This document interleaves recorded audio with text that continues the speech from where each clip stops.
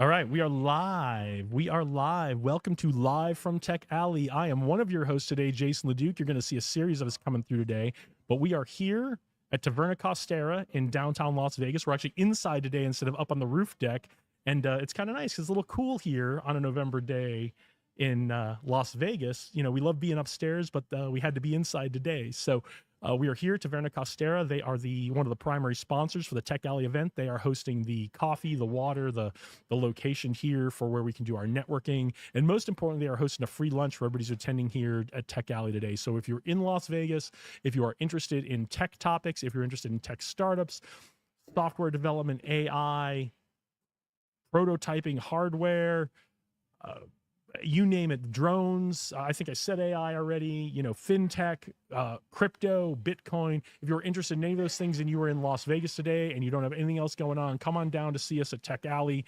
downtown Las Vegas, corner of Charleston and Main. We're centered around Taverna Costera. There are lots of great tech meetups and tech talks going on today. You're always going to learn something. And I've been coming to Tech Alley for almost 3 years now. And every time I come, I make a really valuable connection every single time. Today is no exception because our first guest today is someone I just met. His name is Tarby Bryant. That's correct. I'm going to let you explain who you are and what you do, but we just met a couple of minutes ago, and already I've made at least one valuable connection at Tech Alley. So if you're looking to make valuable connections in business or in tech or just in the Las Vegas area, come on down. Tarby, tell us all about yourself. Well, Jason, thank you very much. I'm Tarby Bryant. We moved here just in August of this year. I run an event once a month called the Gathering of Angels. We're using Blackfire Innovation as our venue for this event. It's an angel network of folks who get together once a month for 2.5 to 3 hours. We have 4 young companies that make presentations, each for 15 minutes, and a group of angel investors that come and sit. If they see something they like, usually 1 to 30 days after the meeting, they write a check. The Gathering of Angels is 28 years old, something that I started in New Mexico, spread it all over the country. We do it only here in Las Vegas now. I've done over 450 fundings, ranging from 10,000 at the low end to 12.5 million for a medical device company called iMed that we raised $12.5 million for. I have so many questions. So as you and I talked about off camera, the audience, if you've been watching a while, you probably know this, but if you're new, you don't, or if you just don't listen to what I say, you probably don't. When I was working on my MBA at UNLV, I was part of a student-led angel investing group called Rebel Venture Fund, and that's where I fell in love with the tech world. Right. I was 20 years in the Air Force. I was an engineer. I did tech stuff in the Air Force, Right. But that's very different than the tech world and the startup world. That's right. So I fell in love with doing deals. I fell in love with watching pitches. I fell in love with looking at pitch decks and giving founders feedback on their pitch decks. Yep. So I got away from it a while, then I got back involved a couple of years ago. So I have so many questions about its Gathering of Angels. Gathering of Angels. Do you have an investment philosophy? Do you have a certain kind of companies you invest in? Is it very broad? Is it very narrow? What is it you're looking for in your angel network? Well, as always, angel groups and also venture capital is always looking for a unicorn that basically has a billion-dollar valuation, but that's not always possible. So anything that's interesting that I can understand the business model for, they send me an executive summary, 1 or 2 pages, the first part of their business plan, and send me a pitch deck of 12 to 20 slides. I take a look at it, and if I would invest in it, I will open a discussion with an entrepreneurial company. I extend them an invitation to present. They pay a small fee of $1,500 to present. Okay. You get me as your business coach for 8 to 10 hours, preparing that particular company for a pitch. The pitches occur, I do practice sessions online on Zoom, preparatory to them presenting. I help them with their executive summary, tighten it up, and also go through the slide deck. And I have kind of a model of 5 minutes of the 15 minutes is on the product or service, Okay. 5 minutes on the management team and advisors, 5 minutes on the 5-year projections, the capital needs, the use of funds, and the exit strategy. And then what I call a good Southern Baptist close. Come on down, join the team. Love it. Love it. Got to have that call to action at the end. We all learn in business pretty early when we're marketing and doing sales. You got to have that call to action at the end. So founders do pay a fee to come pitch to Gathering of Angels, but what you're really paying for, if I understand it right, you're not paying to come pitch. You're paying for the coaching to be ready to pitch in front of the group, and so you have a really professional, high quality, well-crafted pitch before you go in front of the group. Well, that's really right. I've had people, entrepreneurs that are uncoachable, or they refuse. I have too. Or refuse to take coaching. And they say, I do this for a living, and I tell them pretty clearly that I do as well. And often they've paid a fee in advance. They say, I'm not coachable. I don't want to have a coaching session. And I said, you're not going to present. So they have to go through my process. I have to basically clean up their act a little bit, put the right kind of lipstick on, and then send them out in front of the angel investors. I also help them with the follow-up. Everybody that presents at the Gathering of Angels gets a evaluation sheet. So you're graded by the people in the audience on your business model, the quality of the presentation, the depth of the management team, the advisors that are helping, are the financial projections achievable, and do you have a clearly defined exit strategy? How do I get my money back as an angel investor? It's not Uncle George, who doesn't really care whether he gets paid back or not. These are angel investors that you as a presenter have never met before. So you said you've invested in over 450. You've made 450 investments. That's How many correct. pitches have you seen to get to that?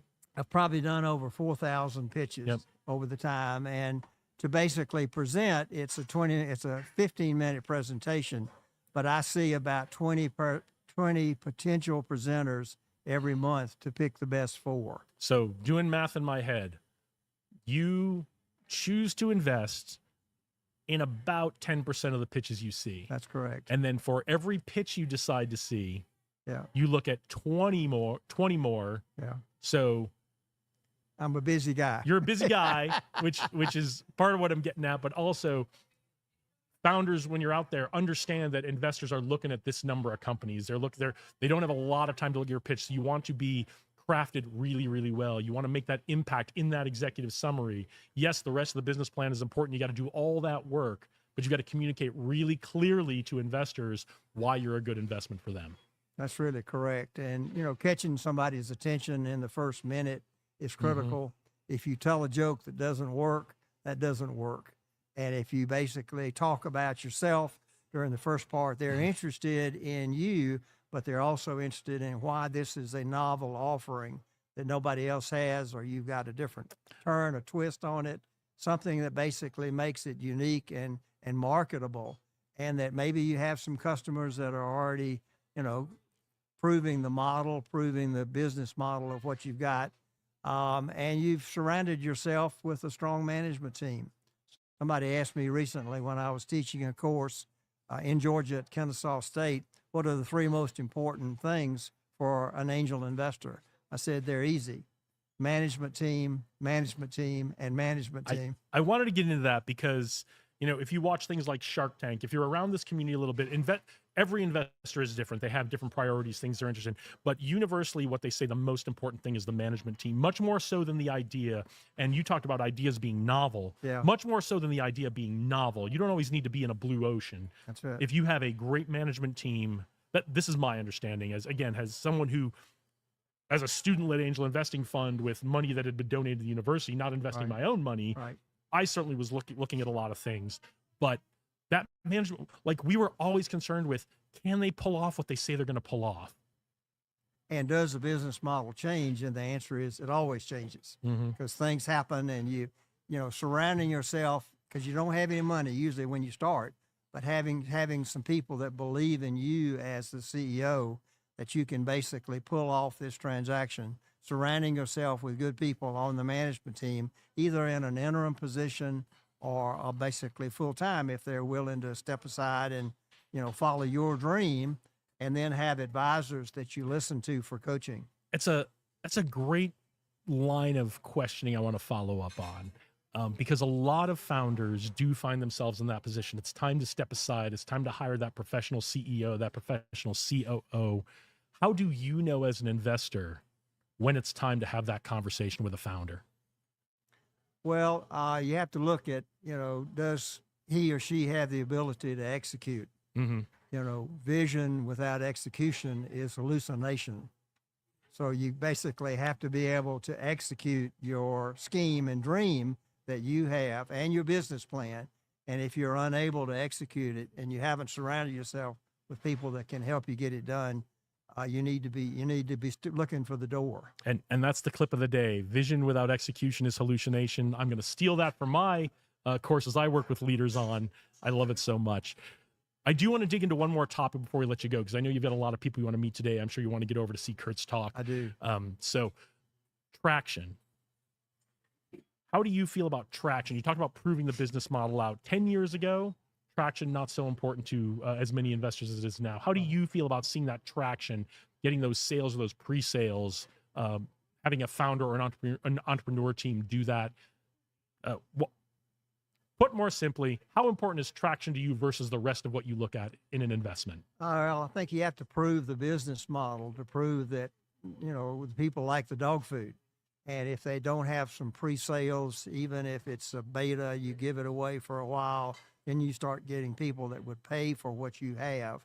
I think that's a validation of your business model. And then surrounding yourself with a good team, obviously. Traction, having a marketly viable product is critical. Having somebody that likes the dog food and then having a team around it that basically, believes in you and believes in your dream and is willing to spend all night, all day long in your behalf. So you've got to have all of those to make it work. Fantastic. Fantastic. Well, you've heard me say it a million times, and now you don't have to believe me. You can believe someone who's actually putting their own money in to investing, and how important traction is, and getting those first sales, and then adjusting that product market fit and continuing to get sales. Anything else you want to share with us? Tell everyone how they can reach you if they're a founder who's looking to connect up with Gathering of Angels. So again, my name is Tarby Bryant, Tarby, Bryant. It's called the Gathering of Angels. My telephone number is 404-606-2193. My email is easy, Tarby C. Bryant, C in the middle, tarbybryant@gmail.com. The event is the 20th of November. December the 10th is the second one, January 15th, the third one, and then I've got a big event in April of next year. GatheringofAngels.com. I'd be glad to work with anybody that is interested and looking for capital. Well, I can't wait to follow up with you, talk about us somehow participating in your event coming up in April. I think that'd be fantastic. Looking forward to continuing the conversation, Tarby. Thanks so much for joining us today. Thank you. Good luck and enjoy Tech Alley. Good. Thank you so much. Dave Berlin, thanks for cleaning up a little bit. Dave Berlin, who's going to come sit in this chair in just a second, has been a good Marine for us all morning. Has been cleaning up as I tear the place apart. So Dave Berlin, how the heck are you? Better now.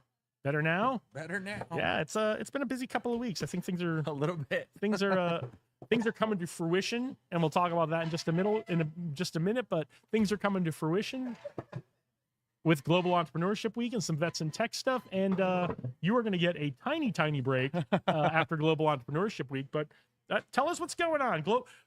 I should have mentioned this in our. Ooh, I do not like that at all. That table's a little loose.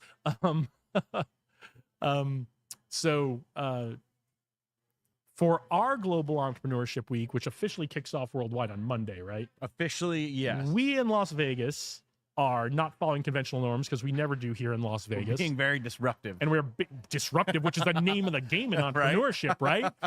We are setting the example for the rest of the world, literally.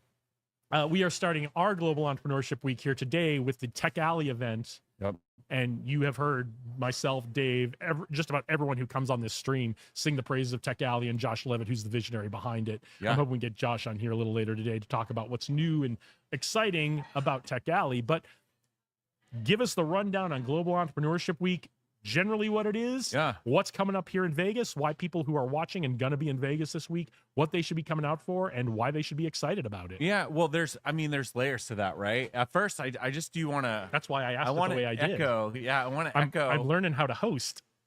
I definitely want to echo everything about Tech Alley, because it's almost like in a blink, I could see 3 years ago. 3 years ago, I remember it was cold outside. I remember Jeff Tatarchuk was doing a presentation at the building next door, which has changed a few different concepts since then. Get a little closer to the mic. Is that better? Yeah, that's better. We're going to need to be right up on them today. Right on them. Yeah, it's been fascinating to see how much Tech Alley has grown and where it's come through. Different changes. It's hot outside during the summer. There's been those weeks where we're just sweating to death and the cameras are dying upstairs. And we literally had ice packs on the camera until last month. Yeah, and I brought them today just in case we need them. So. Yeah, right. And then it's kind of like a muscle memory, right? So it's just really fascinating to see how much this has been such a connective piece to the community.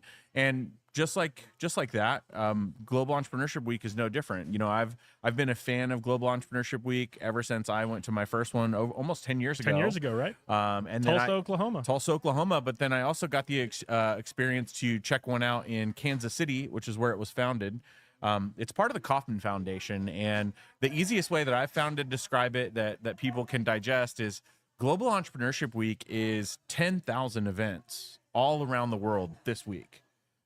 They're happening in 120 other countries all around the world, and this is happening really to inspire and educate and promote the idea that entrepreneurship. The theme this year is entrepreneurship is for everyone.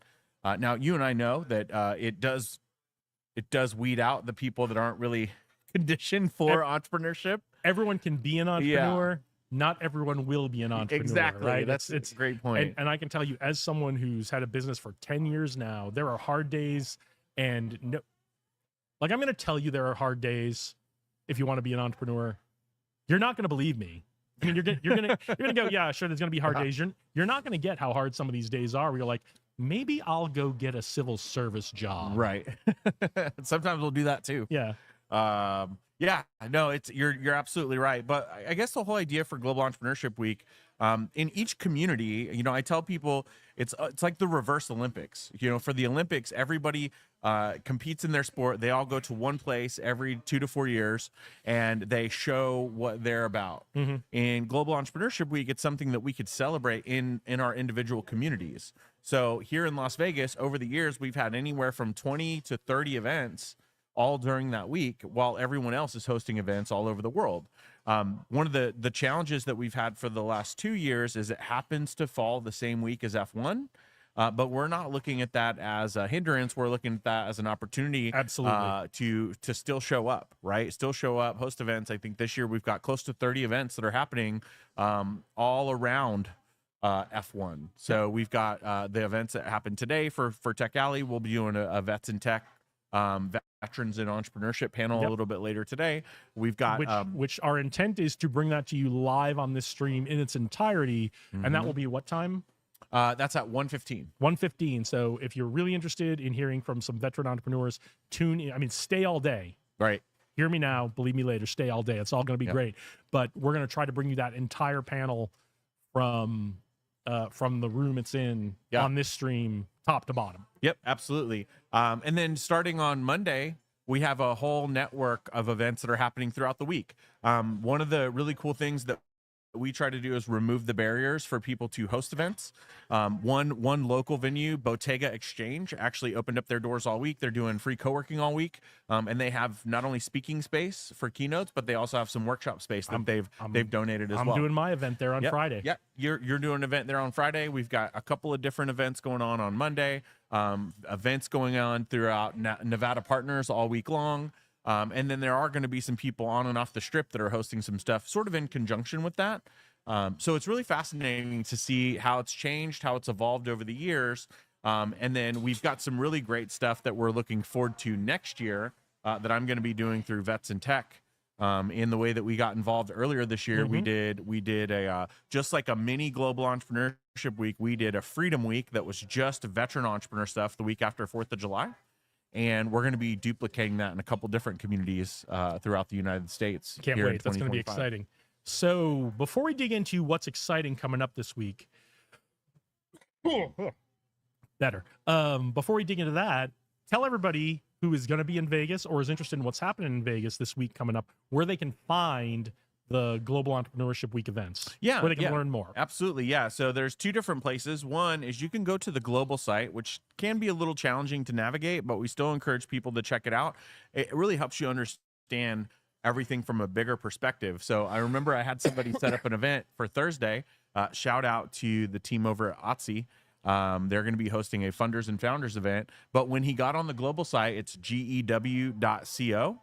He goes, oh, this is global. And there's literally a big global map with all the pinpoints of all the events that are going on. I mean, it is in the name. It is in the name. But still, somehow some people thought it was just my thing. But gew.co, that's the global site. You could search by the city, you could search by the country, and you can even search by the map if you want. But that's going to show all the events that are happening.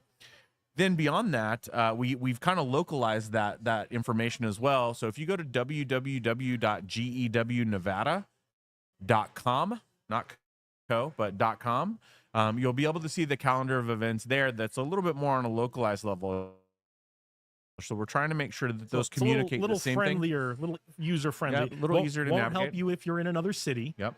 At least it won't help you find events in your city, Right. but it will help you find events in Las Vegas that you might think are cool and want to join us at. Yeah, yeah. And with that, I also want to add, a special shout out to the team that's made this whole year happen. Jason, you've been on the volunteer committee for that. Mm-hmm. We've also got some great community organizers. So we did expand our efforts up into Reno. So there's just a few events that are happening in Reno.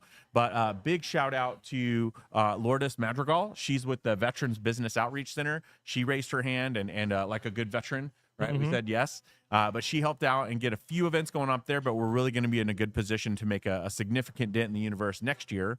And then also the local team here, we've got Elias Benjaloon with Nevada Partners North Las and Vegas. TechStart. Yep, he's from North Las Vegas. We've got Nadia Russo and Lauren Jones here in Las Vegas, and then we had Ben Lafsky step up. And not just as Las Vegas community organizers, Nadia and Lauren have really stepped up in a lot of ways to make sure the lines of communication are flowing, and people know what's going on. They've really become kind of the glue that's pulled this thing together. Lots of besides social Dave, media who's leading the charge. So. Yeah, lots of social media posts. That's been really helpful. And then there's going to be a big press release that goes out following this, and that's where we're really going to bring in the government agencies and officials to say, hey, this is what we did. We've done this a couple years now, kind of bootstrapping it. We're going to need some help and support. And I think next year we're going to be in great shape. But then also Ben Lafsky. Yep, I wanted to make sure we shout out Ben, not just for being the Henderson organizer, Yep. but for the website and all the tech behind what's going on with GEW in Vegas this week. Yeah, he's done a really good job in communicating everything over. And I know that we've got some stuff that's on the local site, some stuff that's on the global site. We'll make sure that before the end of the week, before we turn in all of our reports and all of our data to Gen Global, that we'll make sure that that's all consistent across the board, and we'll see kind of what impact we actually made here during Global Entrepreneurship Week. One more thread to pull. You talked about Gen Global really briefly. You mentioned it. What is Gen Global? Yeah. So Gen Global, and there's elements of that I didn't even bring up this year because I really wanted to get the community to understand what Global Entrepreneurship Week is. The big pool, Gen Global is a international nonprofit organization. I've had the honor and privilege of meeting the chairman of the board, who was one of the original employees. You might have been in an elevator, right? Well, no, I met him at the same event. I met Jeff Hoffman at David Meltzer's studio years ago, and then we circled back up in Puerto Rico. Yep. And then when I met him in Puerto Rico, he's actually been to Las Vegas twice, and he has a really unique interest in what's going on here. Not only because it's Las Vegas, but because he's friends with like Pitbull, and he's friends with Shaquille O'Neal and stuff like that. So you're gonna give them boom boxes too? We're trying to figure it out. We're trying to figure it out. But Gen Global is actually like 13 programs, all that have to do with entrepreneurship on a global level. Global Entrepreneurship Week is just one of those organizations within the 13 programs. So Gen Global is really a fascinating organization that's moving mountains all around the world. A lot of philanthropists, but one big element that we didn't even bring to GEW this year is there's a global pitch competition. Yep, and maybe our new friend Tarby will help us out with that in exactly. Vegas. I think we're going to be able to make a significant splash with that coming up in 2025, and we'll really start ramping up towards that, especially with some of the bridges that we're building between here and Austin, Texas, with South by Southwest and things of that nature too. So Gen Global is a fascinating organization. Really excited to see how we could leverage more of their programs here in time. And then as we do that, I think it's really going to help shape a pretty impressive ecosystem here in Las Vegas. So, are we done with GEW? I want to move on. I think so. Okay, you mentioned Austin, Texas. We'll put a pin in it. And when I think of Austin, Texas, I always think of Vets and Tech, because that's how we found out about Vets and Tech here in Las Vegas. So tell us about what's going on with Vets and Tech. You and I have had some fantastic Vets and Tech experiences recently, so fill us in. We have. Well, just most recently, speaking of Austin, Texas, there was just another event in Austin Friday night. So last night, actually. So we had VetCap. VetCap was in Austin, Texas last night. For those of you that may remember, if you were here during Freedom Week, we actually had a VetCap here in Las Vegas. In July. VetCap is July 11th. Yeah. VetCap is one of those organizations or one of those events that is specifically hosted around educating entrepreneurs, especially in the veteran ecosystem, how to get funding. So we had somebody there that spoke about bootstrapping. We had somebody there that spoke about traditional lending. We had somebody that spoke about venture capital. And it's really fascinating to hear all of the different ways that veterans can get funded depending on the type of business that they have. But also, hearing it directly from the organizations that are writing checks is very, very incredible. So we did the one in July. There's one that was just in Austin, Texas last night. And just a week ago, we were in San Francisco. We took a nice little, 9-hour drive? 9 hours up, 9 hours back. 9 hours up, 9 hours back. We laughed, we shared, we cried. We solved all the problems of the economic development world. I think the two of us riding up in my Jeep and riding back, we spanned every possible human emotion. And we solved every problem the world could face. And I only wish we remembered everything we talked about. I even broke up with my girlfriend, which it happened. We're just no lie. He broke up with her via text. It's very emotional trip. Yeah. But we're winning. That was a great Such trip. a good time. That's our second time going up to that. Well, and this came up in the meeting because that's another one of those interesting things that trying to get people to understand what Vets and Tech here. We've been working on this for over a year, but I took one photo in front of their backdrop, and all of a sudden, people start getting it. Whenever you see, all the big brands like AT&T and Uber and stuff like that, they're like, wait a minute, what? Never underestimate the power of a red carpet. Now I know and for the more and a step and repeat.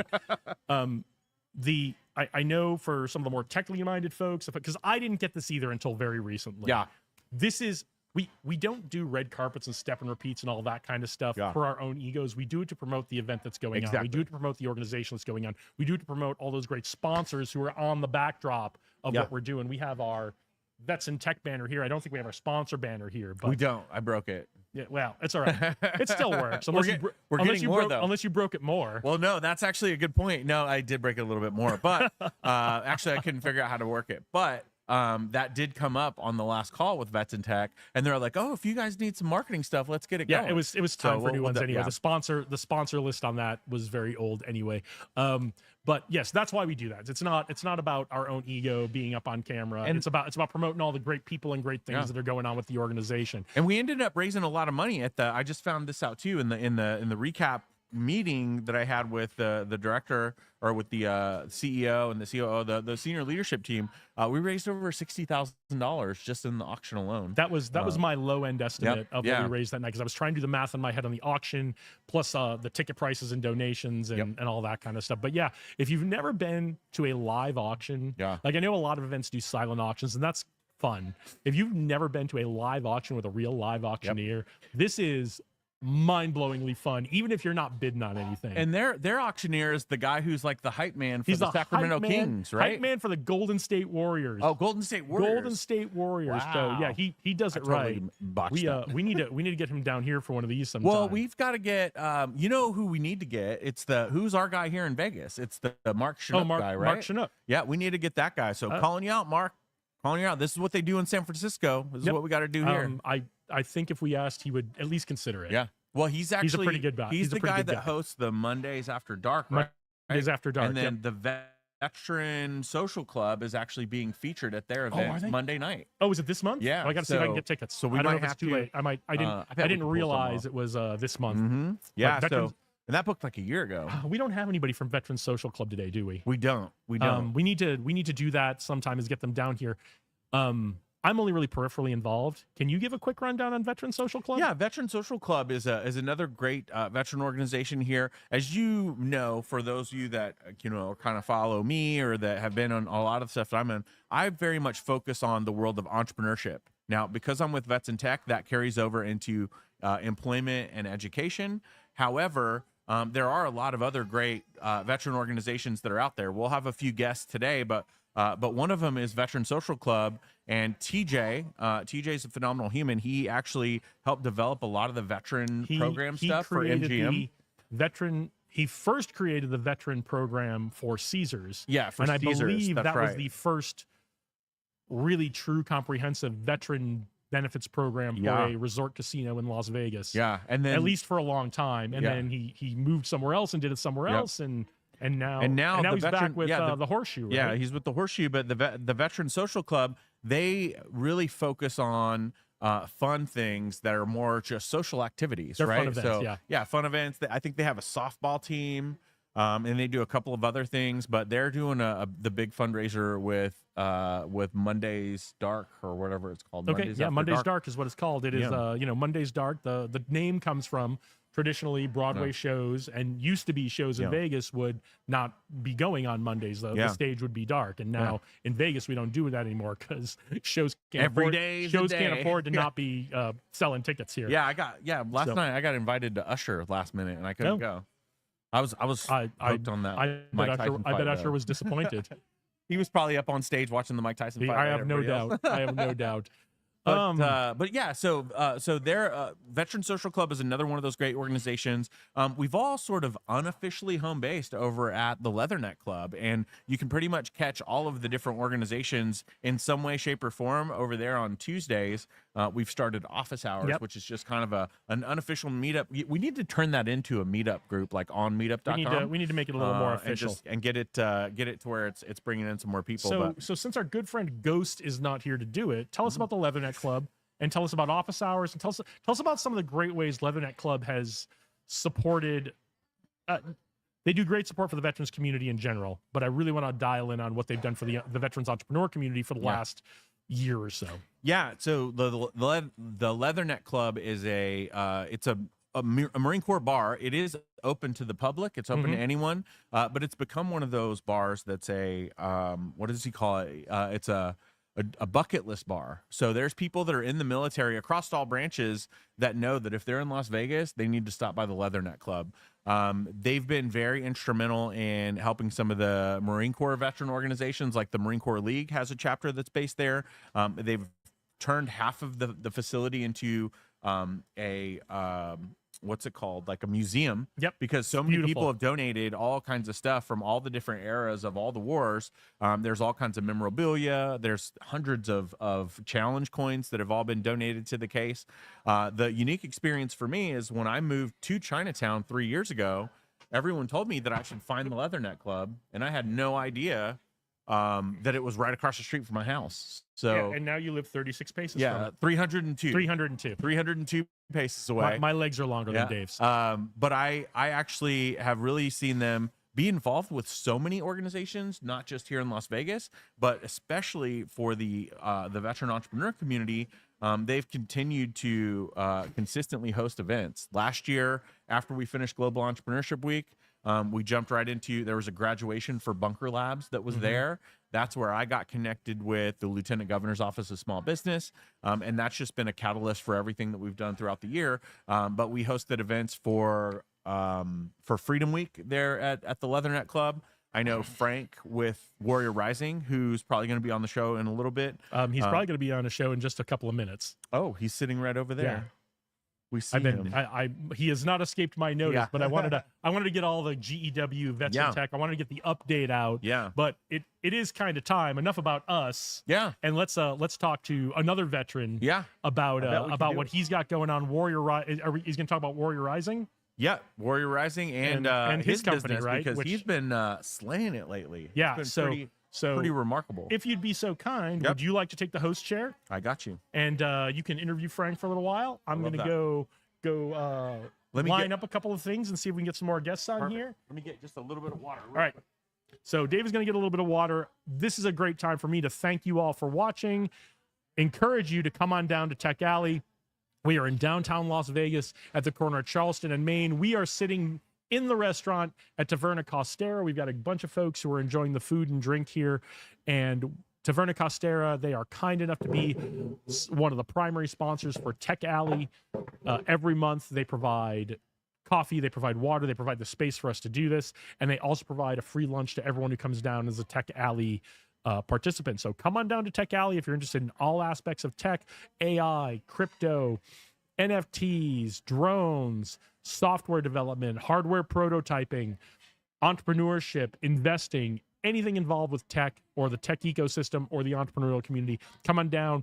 I've said it before, I'll say it again. The best networking event in Las Vegas. If you've got a business or an organization that supports entrepreneurs of any kind, or tech of any kind, or veterans of any kind, come on down, meet the folks down here. I've been coming here almost every month for 3 years, and I have never left here without making a valuable connection to somebody while I've been here. So I'm going to turn over the host chair to Dave Berlin, and he will bring Frank up, and they will talk for a little while, and I will see you all in just a little bit. Thanks for watching. Enjoy. Oh man, I love it. Oh, I brought my weapon of mass disruption too. Here, boom. I don't know how that shows up.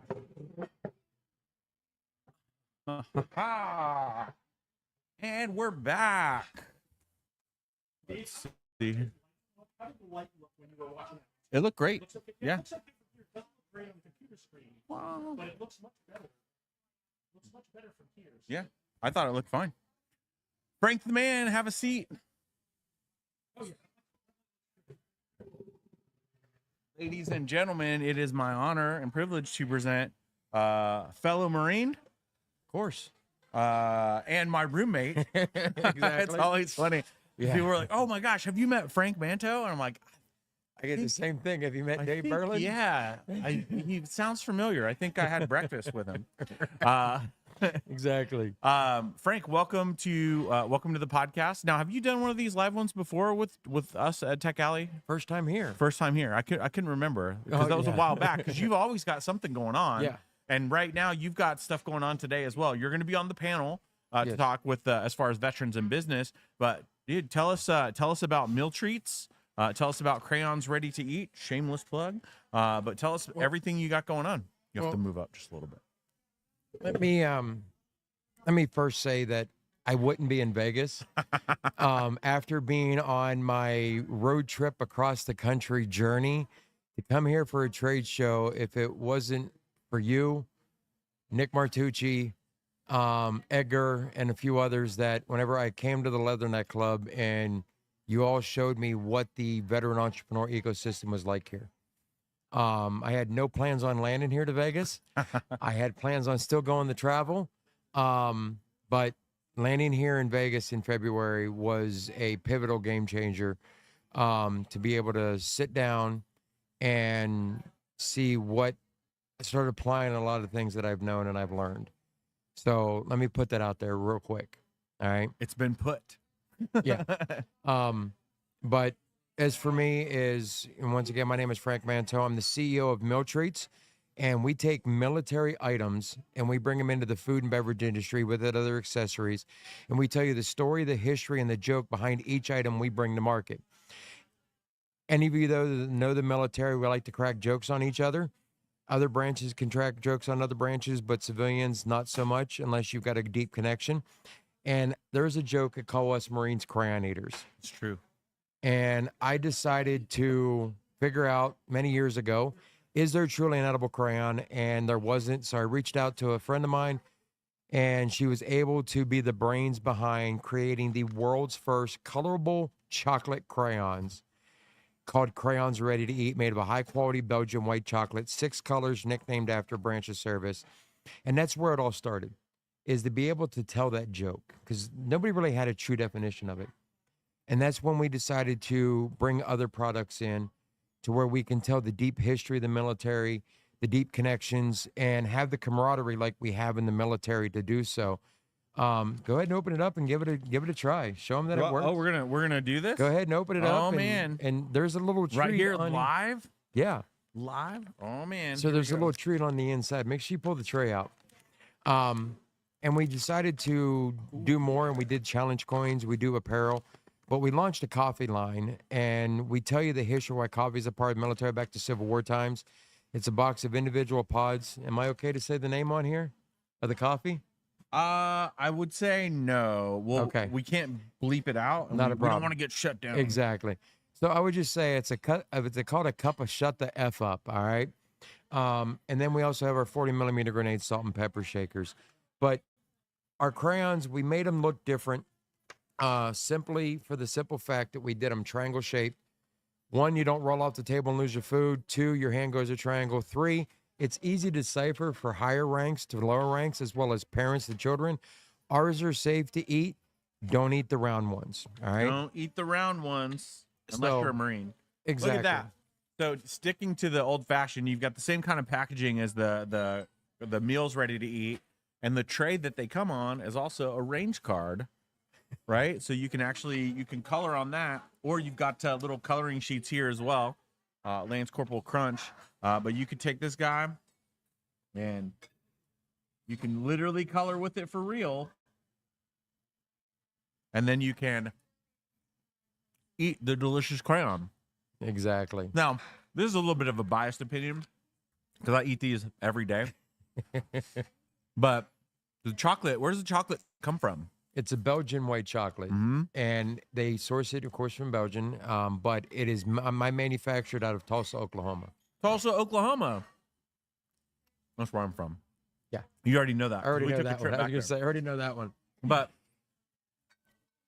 so I remember, and it's been has it been a year now? It's been just right out a year that you've been here because Mid-February, not even a year. that's right. So it was, I remember it was cold outside.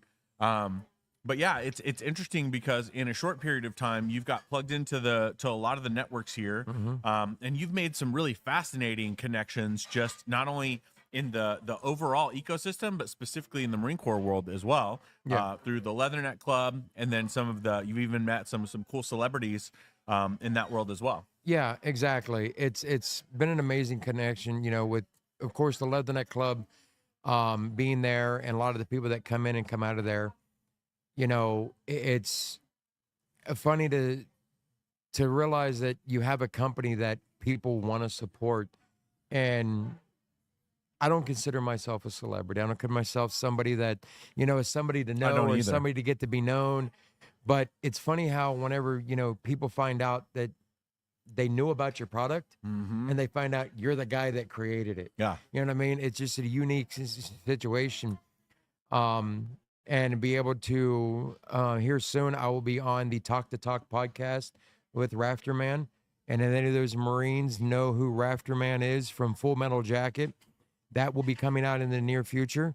Still waiting on a date to make that happen. But we're going to be doing some work with Rafterman from Full Metal Jacket. Very cool. Yeah. And that's Vegas be like that, right? It's amazing. Some of the remarkable people that are here. Of course, about all the celebrities. There's like Mark Wahlberg. He's opening some restaurants here. But I think this is such a connective community for that, because there's a lot of people that end up here. So it's been really cool to see you plug in, show up, and then you're even doing some stuff. Tell us about what you've got going on tonight, and then in just the next few weeks. Well, tonight is the Marine Corps birthday ball for the Marine Corps League. So I will be at the Orlando celebrating the New Orleans. the New Orleans. Yeah. My bad. The New Orleans. Yeah. Okay. New Orleans, I think. I don't even know. So I'll be there for the Marine Corps ball. But then I'm here most of the day for this and everything. But next week I will be out of town, and I will be in Salt Lake City, Utah, supporting a phenomenal organization that I am an advocate for. I'm an alumni of, as well as I am also a platoon leader that we're bringing a platoon here to Las Vegas called Warrior Rising. Yeah. So tell us about Warrior Rising. What is that, and what do we have to look forward to with Warrior Rising coming here? So Warrior Rising is a 501c3 nonprofit organization that takes what we learn in the military and teaches us how to apply it to our business through education, training, coaching, and mentorship. Through their Warrior Academy is your initial startup, where you have a 40 module course that you do at your own pace, and it's 100% free. From there, once you get into the sign up for the Warrior Academy, you go to warriorrising.org, click on Become a Vetrepreneur, sign up. You'll get access immediately, and then you'll get on our email list. That there will get you on the monthly coaching calls, and that will also get you on the monthly master classes. And those are happen the first Wednesday of the month and third Wednesday of the month, and they're typically in the evening times. And it's not every month because certain holidays and stuff they do take time off. And then what happens is you start getting into those coaching calls. You can get questions answered, master classes that are various through any aspects of business, all the way from operations to funding to having master classes like how to fill out the application and get a direct connection with Walmart and APs. They just did a filler classes that was 3 days long of talking about different types of getting capital and stuff like that. So it's a wide range of information and knowledge, and it's the whole concept, and you don't have to be biblical for this, but the whole concept of you teach a man to fish and he'll eat for a lifetime. Mm-hmm. That's what Warrior Rising does, is you teach a person to be successful, give them the resources, give them the connections, and they'll be successful for their lifetime. I love that. Well, you know that I'm absolutely obsessed and addicted to veteran entrepreneurship. Tell me a little bit about, because I've had a front row seat, being that we live in the same house. I've had a front row seat to what Warrior Rising is, but tell us how that changed your company and what the impact was on your company, and then a few other examples of some of the companies that you've helped through there that have either had a success story in what their product or service is. Well, it says it's in a whole ordeal. So for me, when we launched our company out of San Diego, and of course we all know what happened in 2020, San Diego wasn't really forthcoming with information on how to keep a business operating, especially in the food industry. No. So it was, at that point, it was like do or die. It was like, what are we going to do to survive? What are we going to do to be able to take this to the next level to ensure that my vision can stay around? And that's when I decided to take it out of my home kitchen and take it into mass production. And then I started looking for, we did crowdfunding. I had my old employer, thank goodness for them, George and Kim Whitehead. They gave me a $10,000 loan, but I was still short the funding that I needed to get into that mass production, because we went through several places to find it. And we found, of course, our manufacturer in Tulsa. And we Every time you say Tulsa, I'm what you want. Go right ahead. So Glacier Chocolate stepped up and said yes. They wanted to be able to figure out what we did and move forward, and to get all of our molds, to get everything situated. I was literally a little bit around $10,000 short, and I didn't know where I was going to get that coming from. So Warrior Rising found me, reached out to me, and started talking to me about what they had to offer and everything. And I had been through several of the other incubators, and I'm not here to knock any of the other incubators. They have great information, have great resources. They just didn't have the curriculum. They didn't have the continuing support. And the founder of Warrior Rising actually reached out to me and got on a call with me, Jason Van Camp, and explained to me what Warrior Rising was and wanted to invite me to what is called their business shower, but I had to go through their processes.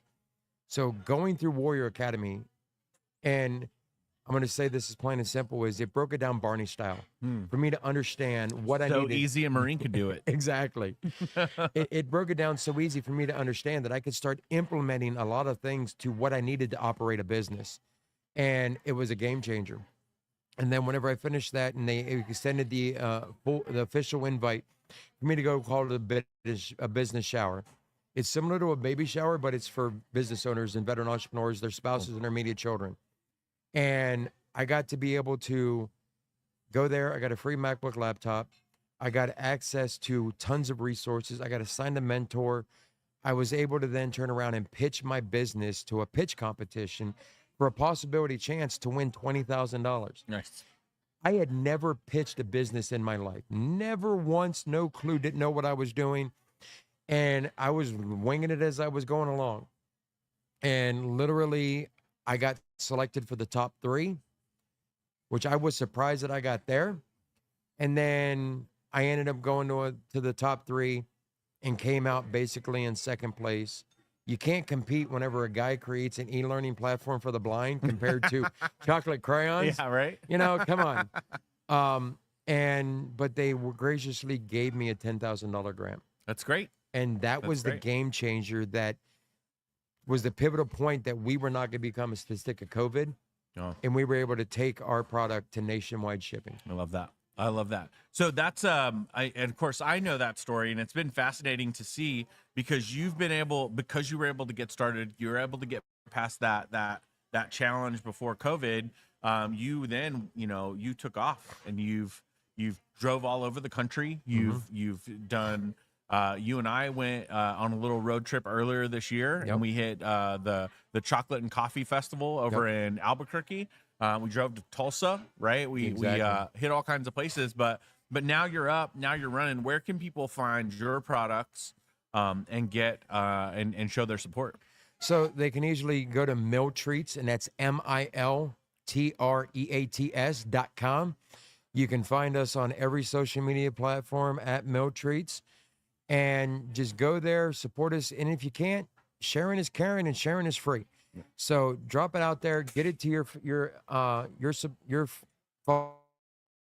followers, whatever you have, and we just want to be able to have that connection, that camaraderie that we're missing, because there's a lot of lack of information between the military and the civilian world. I love that. So $10,000. I mean, at the end of the day, that's not a big, huge Happy Gilmore check, but that was enough to get you the products that you needed to get out on the street and just pound the pavement and make a dent. And now you're still here, you're still kicking. What are some of the other organizations that you've either helped introduce to Warrior Rising, or that have had some type of similar story where they've got the exposure that they needed? So whenever I got within Warrior Rising, I ultimately saw the value, and I started volunteering my time. And that there gave me an opportunity to, utilize the leverage and let other veteran entrepreneurs into it.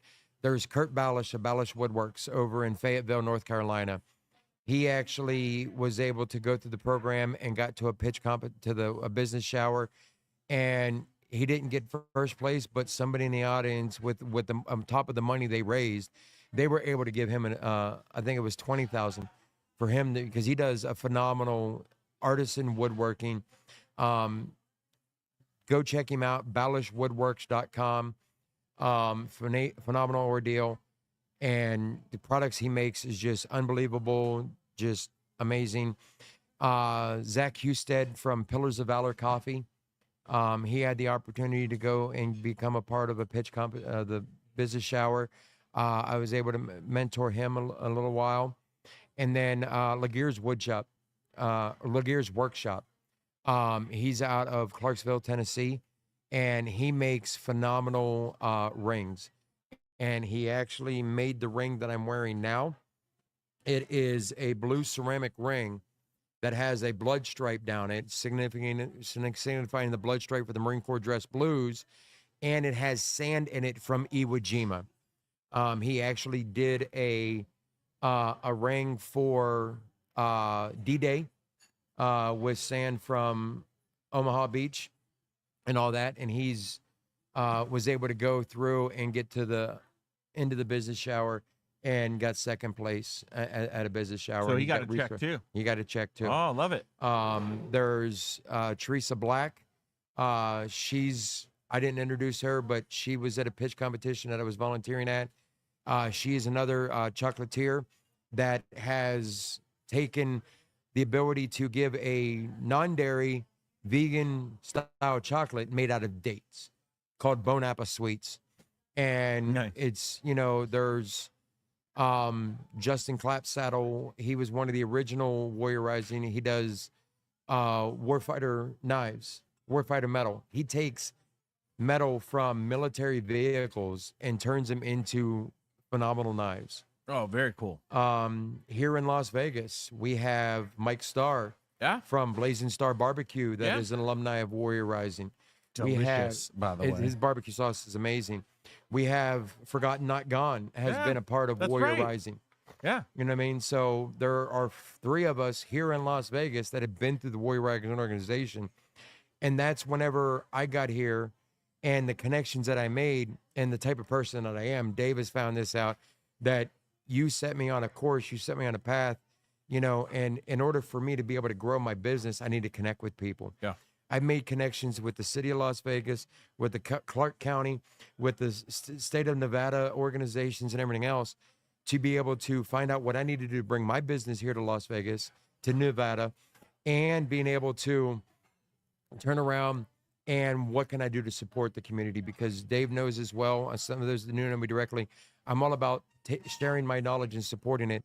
So that was giving me the opportunity to bring Warrior Rising here to Las Vegas and have a platoon style setup that we're going to be able to do in person and allow National to do the online connections and be able to have the national business showers, but to bring it to an in-person setting and support from Nevada, from Las Vegas to Nevada, Las Vegas veteran entrepreneurs that goes back into the community. Yep. And one way that we've done that is not just a weekly event, but also something that we're doing during Global Entrepreneurship Week. We've actually started. We have three really cool veteran organizations that work together. You know, in a lot of communities, there's things that don't necessarily work together the same way as they do in other communities. But essentially, we have every Tuesday from 2 to 4. I mentioned the Leatherneck Club earlier. We have an event that we call Office Hours. Yep. Office Hours. It's open to the public, but there's a lot of veteran entrepreneurs that we encourage to come and hang out. There's somebody from Bunker Labs, which is another veteran entrepreneur program. We got Frank from Warrior Rising. And then we have myself from Vets in Tech. We show up. Sometimes we talk business. Sometimes there's new people that are looking to make connections or, you know, looking to work through a business idea, plan, or model. Or sometimes we just hang out. There's great camaraderie. Exactly. But we do office hours every Tuesday from 2 to 4. We encourage people to shop local. It is a veteran-owned bar and grill, so they have delicious food, some of the best burgers in Las Vegas. By far. But on Tuesdays, it's Taco Tuesday, and Ghost and the kitchen crew over there, they mix it up every week, and they have a different taco feature, Exactly. and a taco special every Tuesday. So that's a great way if you're looking to plug in. If you want to connect with Frank, you can find him on warriorrising.org or at milltreats.com. And there's a great way to get plugged in. Yeah, you also can go to frankmanteau.com. That's FRANKMANTEAU.com and be able to find and get a hold of me there. And I won't be there this Tuesday. Like I said, I will be traveling to Utah for a Warrior Rising business shower to be able to help out, support, volunteer, mentor the incoming pitch folks that are pitching, and be able to highlight my business at a booth. And you'll be follow me on social media, Frank Manteau, same way I spelled it. I'm on the social medias there, and I'll have the mini Jeep out there with me. There you go. Well, Frank, thanks so much for coming on the show. I didn't realize you order food. I think your food's been sitting over there It's getting all cold good. this whole time. It's not the end of the world. Delicious food here at Taverna Costera in I'm the a heart of the Marine. Arts District. I'll eat it anyway. There it is. I love it, man. Thank you. Thanks so much. All right, and we are back. Yes, we are here at the incredible downtown. We're live at Tech Alley, and for those of you that have not been to Tech Alley, it happens the third Saturday of every month, and we're at Taverna Costera. Taverna Costera has become like the little headquarters for Tech Alley every month. There's events that are going on in the theater next door. There's events that are going on in the NFT art gallery next door. And there's a series of events that are happening throughout the day. It's always the third Saturday, so you can check out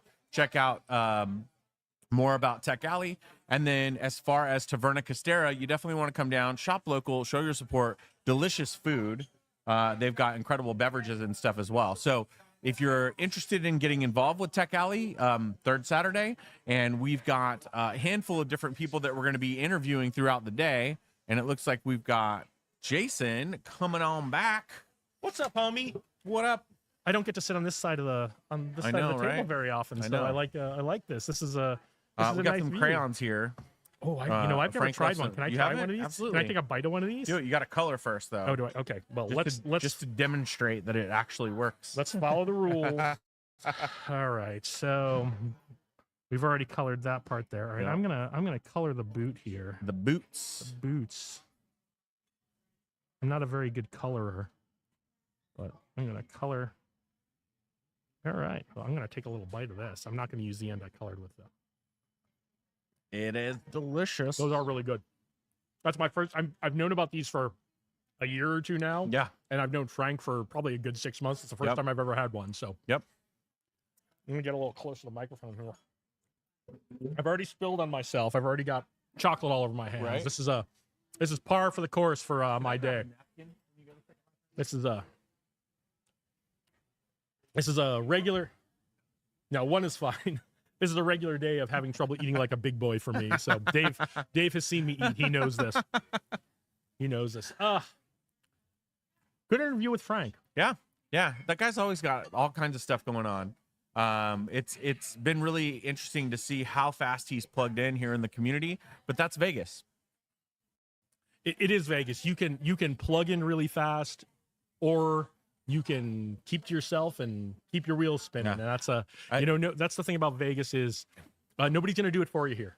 Yeah. Nobody. I mean, people will introduce you to people. People will, people are very, very kind. But I don't want to imply that that's not the case. But at the end of the day, everyone is a hustler in Vegas in the best possible sense. Yeah. And they're hustling, and they want to see, and they're, if you're willing to hustle, everyone's willing to help you out. Yeah. No, it's been really fascinating. I always made the joke, I just celebrated 6 years here the first of this month. And when people ask what I do, I say a lot. And then I'd like go through like title by title by title. And then people are just like, oh my gosh, how long have you been here? And I always say like, I've only been here 3 months. Like 3 months. Yeah. Which, to be fair, most of the things you do, you started within 3 months of getting here. Yeah. You just true. had the persistence and the perseverance to stick with them and then add things. Yeah, well, I mean, I remember when I first got here, I remember the first thing that I really saw as an opportunity to bring here was Bunker Labs. I had actually heard about Bunker Labs. I had heard about Bunker Labs in Oklahoma. And then as soon as I got here, one of the first people I met was like, hey, we're trying to bring Bunker Labs here. And with that, I was like, all right, let's do it. And it was that I moved here fall of 18. By summer of 19, we had it here. It was here, yeah. It was great. It happened fast, yeah. Yeah. So it's really fascinating. There's a lot of things that are happening here in Las Vegas, a lot of things that will be happening here in Las Vegas.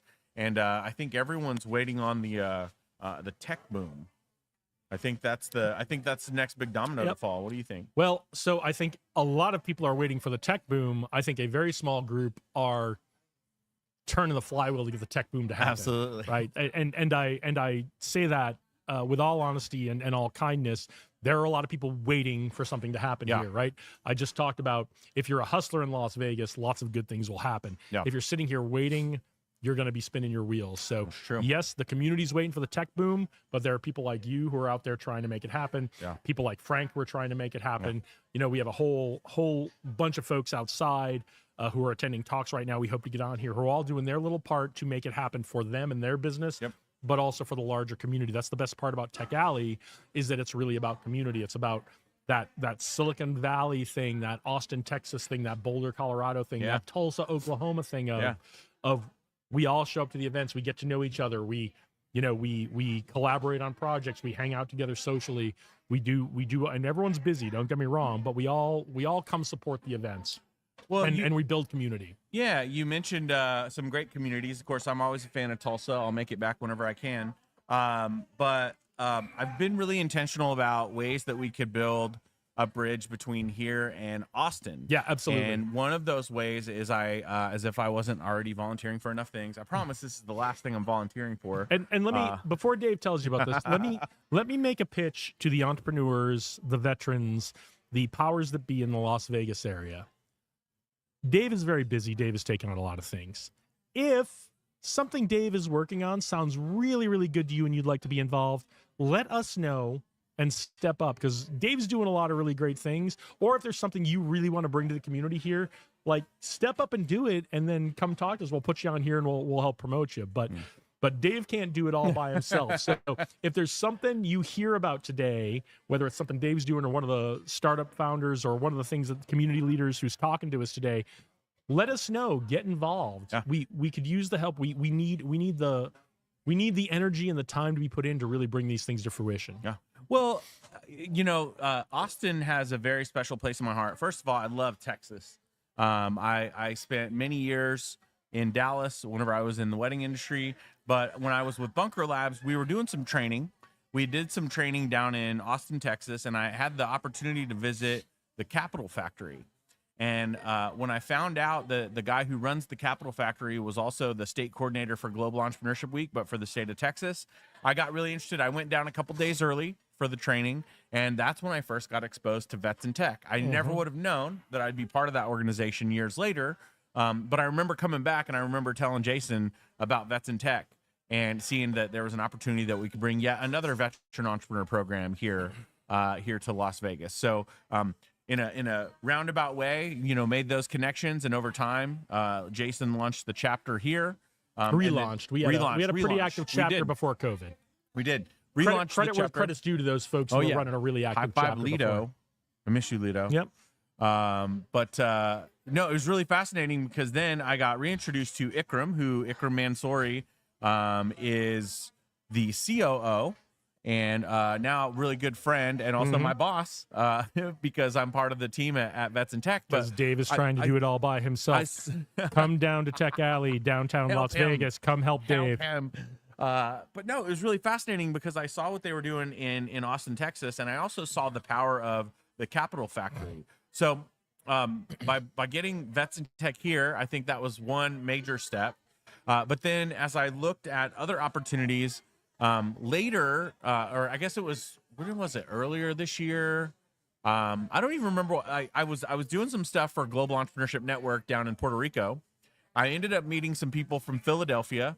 Philadelphia loved what we did with all the Freedom Week stuff, and they want to duplicate that in Philadelphia next year. So I got really plugged into the ecosystem in Philadelphia. Well, somebody recommended me to be part of the advisory pitch board for South by Southwest, which South by Southwest, if you're not familiar, is a massive tech conference that happens every March in Austin, Texas. Thousands, if not hundreds of thousands of people show up throughout the whole week, and they just participate in big pitch competitions. I think there's a big film guild. There's an entertainment component. There's a tech component.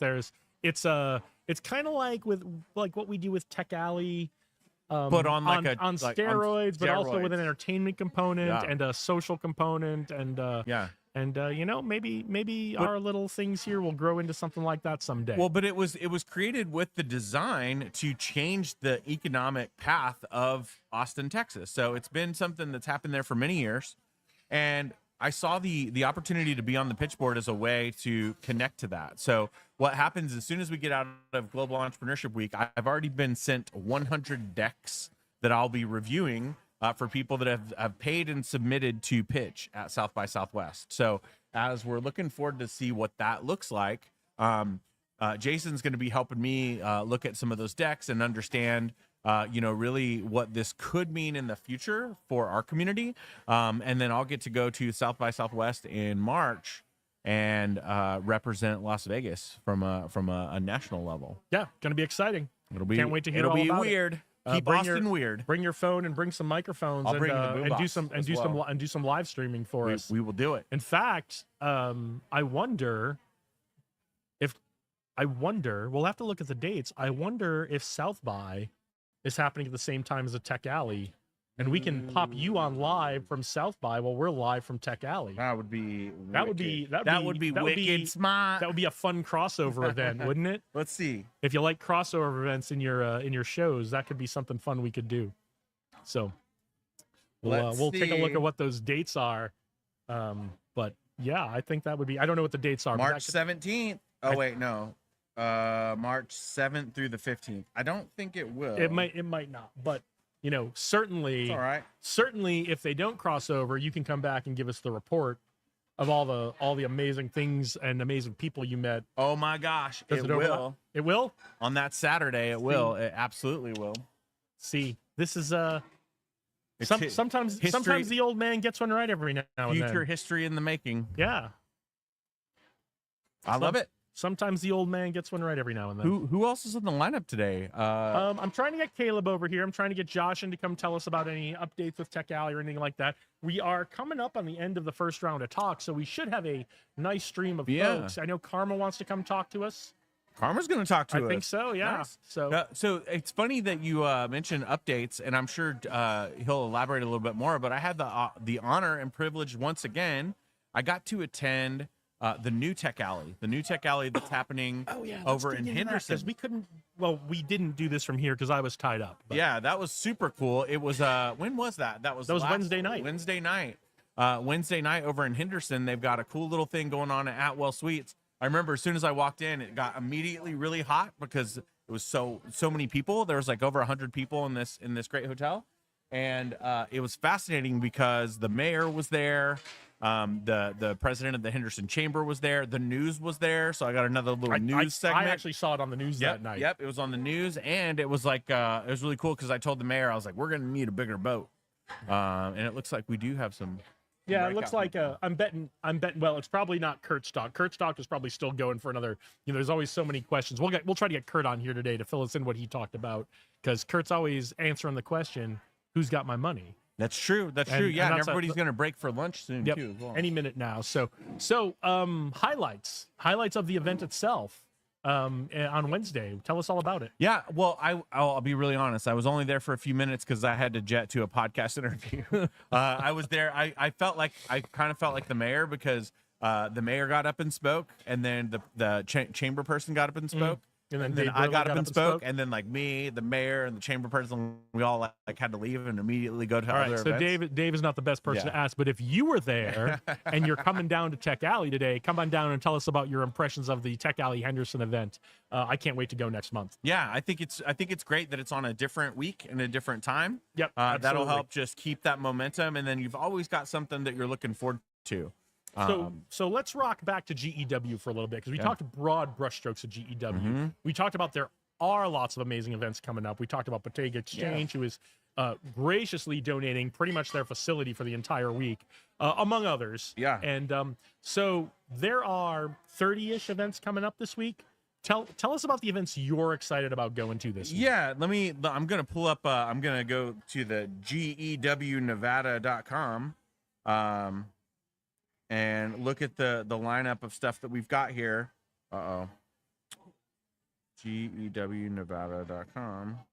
So yeah, Dave's gonna give you the highlights, but we have some great folks from our entrepreneurial community who are giving of their time, giving of their knowledge, and going to host some really amazing events to share and help entrepreneurs build their businesses and build their networks and build the community here in the Vegas Valley, here in Southern Nevada, because it's really not even just about Vegas. Yeah, it's about the Vegas Valley, which includes Las Vegas, Clark County, it's Clark County, Henderson, North Las Vegas, but Mesquite.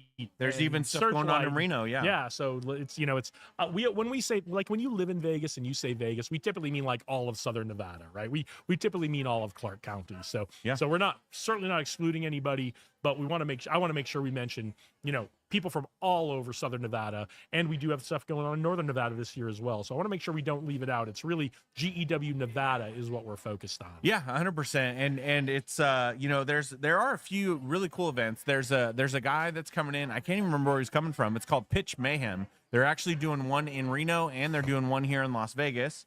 And then I believe that's going to be on Tuesday. And then we also have Pitch Mayhem's going to be great. We have some AI Digital Marketing Club meetups. We've got Tuesday Startup Vegas is going to be doing an event called Scale Up. It's over at WeWork. So that's an open opportunity to do some free co-working throughout the day. That's a fun event. In addition to the open co-working that's going to be going on at Bottega Exchange and the open co-working at Nevada Partners as well. So great opportunities to come out and get some free networking in there. So if you want to do some networking and do some co-working and probably not get a lot of work done, but make a lot of great connections, you've got 3 places there you can go to, and Bottega Exchange and Nevada Partners are doing that every day, right? Yeah, they are. And then we've also got Nadia and Lauren. I think they're going to come at some point, maybe today, and talk about the events that they've got going on. But they've got a mastermind group that's going to be going on over at Nevada Partners. That's called Empowering Entrepreneurs. That's speed networking. That's on the 20th. And then we also have, again, we have that Pitch Mayhem that's going to be happening as well. Shout out to Jeff the man here with Taverna Costera. Jeff. I bet we can get that guy on the show. Hey Jeff, come here, take my seat. Yeah. I don't need to be sitting here. Let's thank Jeff. I want to make sure we thank Jeff appropriately for all the great support he and Taverna Costera have given us, because they've been the center of what's been happening at Tech Alley for 3 years. Primary sponsor with the food and the coffee and the water and everything. But let's have Dave talk to Jeff for a little bit, and then I'm going to get out of the way. Can you So check in over there and see if they're open and see what. See if lunch is open. Yeah, let me see if I can find- At the NFT gallery. oh yeah, let's see what's going on. Yeah, just see if they see where we're gonna set up. Oh, for, are we going to be over there? Yeah. Okay, yeah. Yeah. I'll see if we can find it. All right. Jeff the man. Good to see you, my friend. It's Grab a seat. it's a Global Entrepreneur Week pin. Global Entrepreneur Week pin. Nice. He nailed it. Look at that. Welcome. I don't know if we've ever got to interview you, but I just saw you standing over there, and I was like, dude, tell us all about your incredible restaurant, all the things you got going on. There's stuff going on upstairs today. You've got events all around. Yeah. So Might have to- So we're a multi-use project. It's a Taverna Costera. It's a restaurant. We got a coffee shop and a rooftop bar and a live event space. We run live music Wednesday, Thursday, Friday, Saturday, Sunday. We run up to 13, 14 events per week. So just today, obviously we have Tech Alley going on today. And then we also have DJs on the roof. They'll be here all day. And then we have late night karaoke. Nice. So that's just tonight. And then tomorrow we have a brunch band. We have a band that plays there every Sunday for brunch. It's Jan and Gentlemen. And then we also have an open mic in the afternoon. And then in the evening on the roof, we have a reggae show. Oh, So, very cool. Yeah, so we got stuff going on here all day, every day. Tech Alley is my favorite event. And how long have you been here? Because I know you've been separate. I know you've been supporting Tech Alley for the 3 years that it's been here. Yeah. But how long have you been open here as Taverna Costera? So actually, we actually opened May 2021. So it was probably the month before we opened is actually when Josh Levitt and Elizabeth Lopez, who was with the City of Las Vegas at the time. Shout out to Liz Lopez. Yeah. She's my favorite. My favorite. So they walked in here looking. They're planning out the Tech Alley event, and they're looking for a place to do it. And it's like, well, yeah, we weren't open yet, and that was one of the first things. It actually from the very beginning. Tech Alley's been here, so It's been very synergistic. What's on the menu today for lunch? Do you know? that's a good question. They change it every time. They do. So, Yeah, it's been delicious every time as well. So, man, thanks for coming out. And if you guys want to shop local, that's one of my principles, one of my core values is to always support local. And I've been coming down here for quite some time. They've got great drinks. I don't drink, but they've even got, I think you guys got some mocktails too in the back. mocktails. Yep. Speaking of, so we have an event called Soberly Social, We do. which features mocktails. Yeah. Now, when is that? Is that it's one of the Saturdays? Yeah, I right? don't know when the next one is. Yeah. But we've done it 3-4 times now. So. Yeah, I love that. I love that. You can come check out Birdie. She's around here somewhere. I saw her. No, man, thanks so much for all your support and everything you do in the community. We love it. Yeah. Great jacket. Love the pin. Thank you. Thank you. Ben the man. What's up, dude? We are. Come on. Come hang out. I think he's going to check out the setup that we're doing across the way. We've got, you might remember him from previous live podcast broadcasts, but it's not only is he ridiculously relentless about taking photos of me, taking photos of other people. Every photo that I have in our text message thread is him taking photos of me, taking photos of other people. It's hilarious. But Ben has stepped up in the world of Global Entrepreneurship Week as one of the community organizers for Henderson. But if you go to the lovely www.gewnevada.com, the site was constructed by yours truly, not yours truly, his truly. I don't even know how you say that, but Ben, Tell us about you and what you got going on, my friend. Well, pleased to be here. Always a pleasure to be at Tech Alley, one of my favorite events of the month. We have, you might have mentioned it, Global Entrepreneur Week coming up next week, a series of couple dozen events around Las Vegas. Entrepreneurs, it's a great week for entrepreneurs to connect with others in the Valley that are building things. It's a great week to be inspired.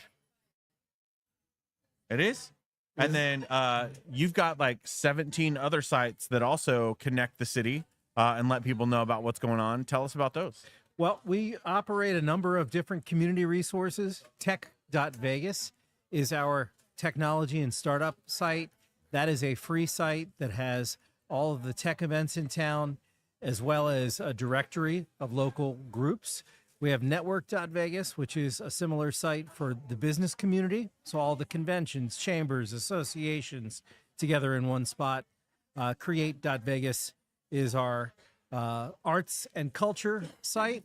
And then our podcast is Connect.Vegas. There you go. All of them. So I was way off on the 17. We're getting there. We're getting there. Yeah, give me a few As months. soon as we get to 11, what would be the next one? If you could just create the next one, what would it be, or what is it being? We are in the process of launching ConventionSolutions.Vegas.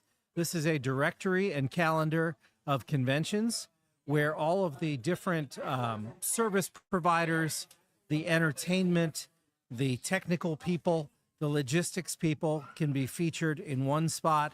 And if you're a convention exhibitor, organizer, attendee, you'll be able to find those locals in one easy place that you need to have a successful time at a convention.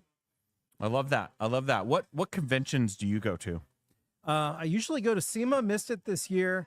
I was at IMEX, which was insanely amazing. Always CES. You know, I haven't been to Black Hat lately, but Black Hat's kind of a lot of fun. It's a fun crowd. Yeah. That's the one where they like hack your phones and stuff, right? Pretty much. Yeah. Very cool. yeah. The let's see. I didn't make it to SEMA. I am excited about CES. That's kind of something that we're looking to anchor in at as vets in tech. But one of the things I keep sometimes very secret is the influence that I have in the world of pizza. So the World Pizza Expo, I am at every single day, every single night, all the after parties. We even hosted a big thing with Tao Group last year where it was like a whole party night. I don't think people realize how large the world of pizza is. The world of pizza is very large. It's a very large pizza. Not as large as concrete, but it's Yeah. up there. Yeah, concrete's pretty big too, but man, I think it's like 15,000 people for Pizza Expo. I mean, But you also have Bar and Restaurant Expo that's going on right at the same time. And then the guy that I work with from Tulsa, he's gonna be speaking at both. So we're gonna be taking the Tesla loop under and speaking. He'll be speaking at Bar and Restaurant and then back under for Pizza Expo 3 times every day. We'll be back and forth. It's gonna be pretty insane. all right. J Rock, what's the good word over there, my friend? I'm going to take over from you for a little Cool. while. I want to interview Caleb. Cool. I think we're going to get Bob Christopher from the Robotics. Cool. Cool. And then So I'll go. they are, I don't think they're open yet, but Josh is working on that. So Cool. I'm going to give you what you need. Cool. If Ben would fit in for just a couple minutes, I'll give you equipment orientation. Love it. And then we'll just go from there. And Perfect. You know, keep feeding us as you're over there. Keep feeding us folks to interview. And then Love it. The plan is to live stream the whole veterans panel. Cool. From here, starting at 1:15. So that's right. The veterans panel, veterans need- and business panel will be going I need live my at orders, 1:15. my marching orders, sir. Short term, after Dave's done talking, keep talking. Freestyle. And then, What? Yeah.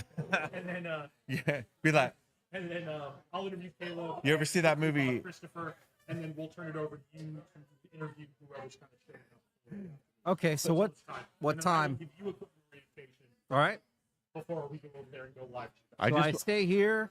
I just want to say that we could dress him up like Garth, and it would be absolutely hilarious. Should have done that for the Halloween. Right? Yeah, I'm going to pass on that. I think the audience would really love it. All right. A little more on Global Entrepreneur Week. This is an international week where all around the globe during the same week, the week of the 17th of November. We have events. There is a Global Entrepreneur Week global calendar where you can search by city and you'll see hundreds of cities and thousands of events happening at the same time. Dave likes to say it's 10,000 events happening the same week across the globe. If you're interested in entrepreneurship, if you're interested in diversity, if you're interested in innovation, there's so much great material that gets covered, and it's all localized, which is really interesting. You're not learning about what's happening 3 states over or in the next country. You're learning what's happening in your own backyard. And we try and, on the Nevada site, which is gewnevada.com, on that site, we're trying to give special focus to the folks in this town especially, although across the state, but especially in Las Vegas, in the Valley, what's going on here. You'll see events in, let's see, Nevada Partners is a wonderful hub on the historic West Side where a lot of events are occurring. We have events in Henderson, in Vegas, the Innovation Center. You'll see live streaming coming from next week, and you'll see people talking about what they're building or what they're helping others to build.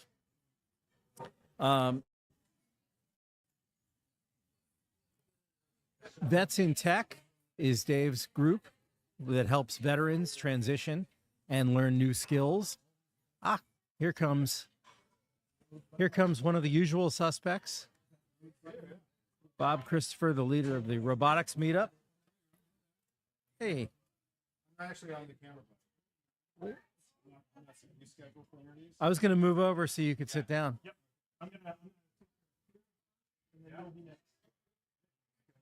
All right. I'm just getting our lineup set. I am filling time is the technical term for what I'm doing. I haven't gotten to the bad jokes yet, but you can bet it's coming. Yep. Do you want to come in and banter with me?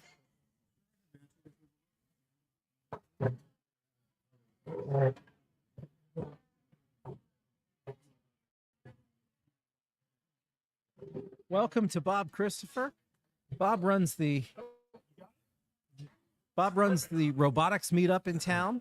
Bob, can you talk about your group and what you all are doing? Yeah, so we're the Las Vegas Robotics Meetup. We're about 100 and something members, actually 200 members now.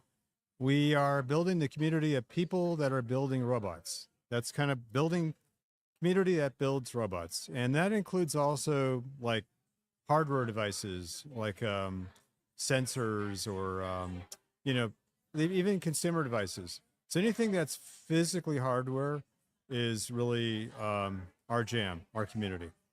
And I attended a little bit of your stuff, and I was very impressed to see the mix of young people and professionals in the industry. That was exciting for me. That really gives people exposure to the industry. Yeah, the young people are the energy. They've got the ideas, and there's some amazing. I came from California in Silicon Valley, so I'm used to being around a bunch of robot people. But I'm really actually pretty impressed with the community here because there's a lot of really gifted high school robot kids. Really, and quite capable of, creating innovation. So we've seen some really cool innovation at the high school level. Of course, we also work with UNLV, right, and College of Southern Nevada. So there's some really great things happening at UNLV right now in robotics. But since we're kind of like a small community compared to, let's say, other cities, we really have to kind of build up the opportunities, right? We need to start kind of creating more startups here. And that's what I really want to do, is help people have ideas. They want to build something. We should be able to help them. And that's really the kind of the spirit of our community. If you were to look out into the future and what your vision were to come true, what would that look like in Las Vegas? Well, I think we'd actually have some point a venture fund here that could invest in these kind of companies. That's definitely something we need to have. But I like this to be 1,000+ members. I like this to have monthly meetings, and I'd like to have dozens of startup companies. And really, to kind of make that work, we're going to have investors here because, like Silicon Valley, why do people go there? Well, because there's a lot of VCs there, a lot of investors there. And we need the same thing here. I mean, not to say we're Silicon Valley, but we need to have investor pools here. So we're doing some things to create interest with investors. There's a lot of Sand Hill Road VC people that have homes here that live in Las Vegas. It's like their second house. So it's like, well, why don't you guys just maybe set up a shop here? You know, why don't you just not just vacation on the weekends, but why don't you actually do some investing locally? So I'd love to see that happen. But short of that, we're actually talking to a bunch of people that are building venture funds right now, and we want them to be here. So that's going to be interesting. But you know, that brings talent. So entrepreneurs chase the money. Any startup guy or woman is going to always chase the money. That's why we have to have the money here as much as we can. But you know, we need to have some really great people here start stuff, and it all comes from example. So there's a company right now in our community that's about to close a very large seed round, and it'll go public in the next couple of months. But it's a big deal, and they have a chance to build $1 billion valuation based upon what they're doing. And if that goes through, they will set a precedent for this community of what does a successful robot company look like? What do you do? How do you raise that kind of capital? So we want to be able to have examples of that. And also there's some really cool startups here in town. And, you know, I'm pretty bullish on them. I think they're going to do well, but like any startup company, Ben, you need lots of help. You need a community. You need engineers. You need designers. You need you know, people that can market and help you sell your product. So it's important to build that fabric. I know you've worked in robotics for many years.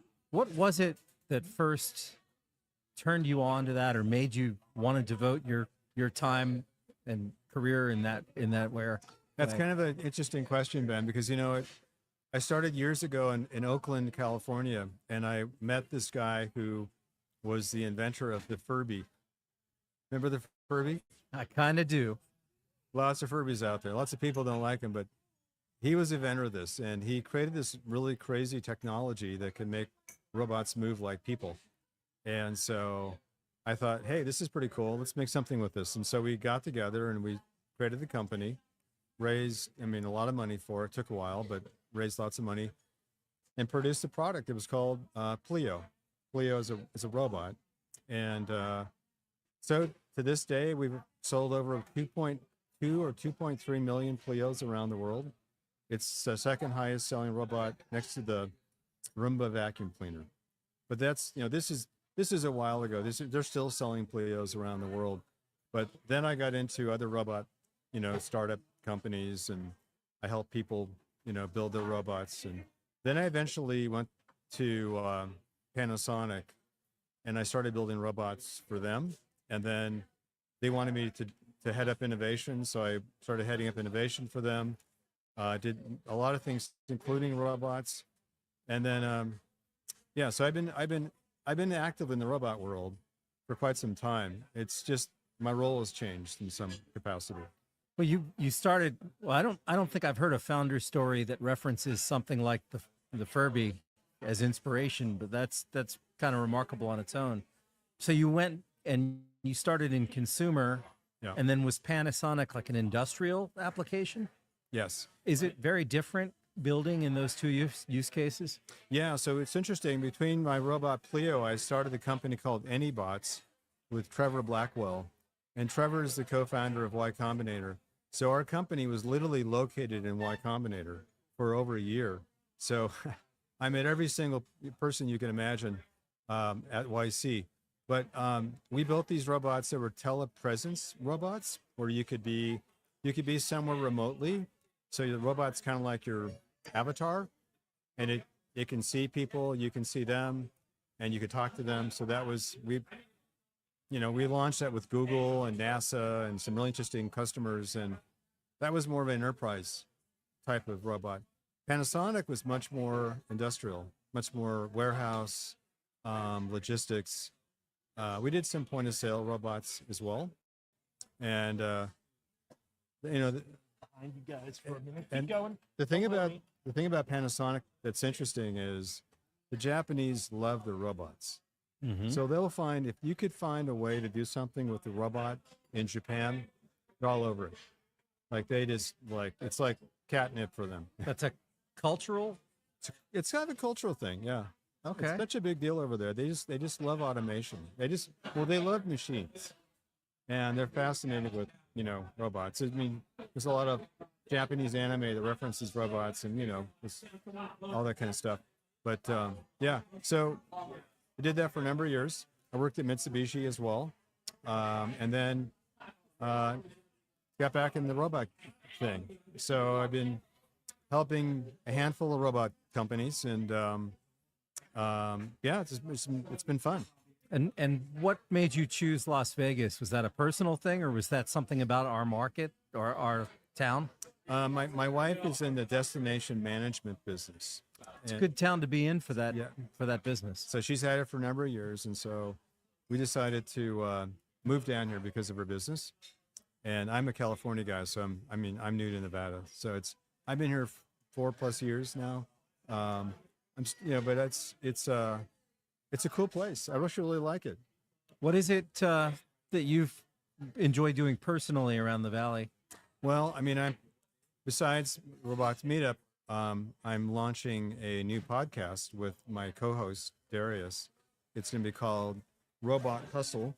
It's right here on my shirt. Wow, what a coincidence! Your shirt. So we're going to be launching that as a kind of a fun. We're going to be interviewing man on the street or people on the street about robots. We actually did some great interviews on Fremont Street a couple weeks ago. Beyond that, I'm building a company right now. It's actually a battery company, and so it's in grid storage batteries, so kind of the big stuff that you use behind the building kind of battery. And it's a very big market opportunity. So energy storage is becoming a very white hot space. There's a correlation to robotics because robots use batteries, but no, this is it's gonna be a fun project. So What would you tell someone that's thinking about where should they locate a business and they're considering Las Vegas? I think I'm getting still to know this town, but Henderson is a great place to be. Lots of expansion in Henderson. I understand North Las Vegas is also a big, a lot of warehouses out there and so on. As a robot company, I like what I call is Robot Alley, which is just off Sunset Boulevard, right next to the airport. Spencer, I'm trying to think of the other town, name of this, Paradise. Those streets over there are chock full of robot companies. And so it's becoming its own little ecosystem. So if I was a robot startup, I would look to kind of be in that direction. Now, having said that, I'm an advisor to a company called Circuit Launch, which is a robot accelerator out of the Bay Area. And they're looking to open an accelerator here in Las Vegas. So I was just with them, and we're visiting with Tyler Williams, downtown Las Vegas, looking at properties. And they think they found a couple of properties there. And what they would do is, if they do that, they would set up a maker space, basically a location where you could build robots and build prototypes. And that's what this town is missing right now, is a maker space. There's not really good resources for building things here. So if they come here, it'd be fantastic, because now we would have a place where people could actually build robots. So they'll make that decision by January timeframe. I'm an advisor to them, so I'm kind of in the loop on what they're doing. But yeah, it's pretty exciting. If that happens, then we'll have the foundation for kind of I think what's needed for the whole robot community is how do you get your hands dirty and build stuff, right? So it's hard to just do it on yourself in your garage. You don't have all the equipment. It's expensive. So we were kind of hoping, and we're still trying to hoping that some of the local universities and facilities that have actual equipment would be open to allowing people to come in and use them on a part-time basis. But we're still, there's a chance that might happen. But other than that, we need a makerspace, essentially. And then are the companies building here, if you could generalize, are they building a Vegas use case, or are they robotics? They're Vegas based. Are they automating? Like Vegas famously has been characterized as a place where a lot of jobs could be automated, and I assume robotics would play a big role in that.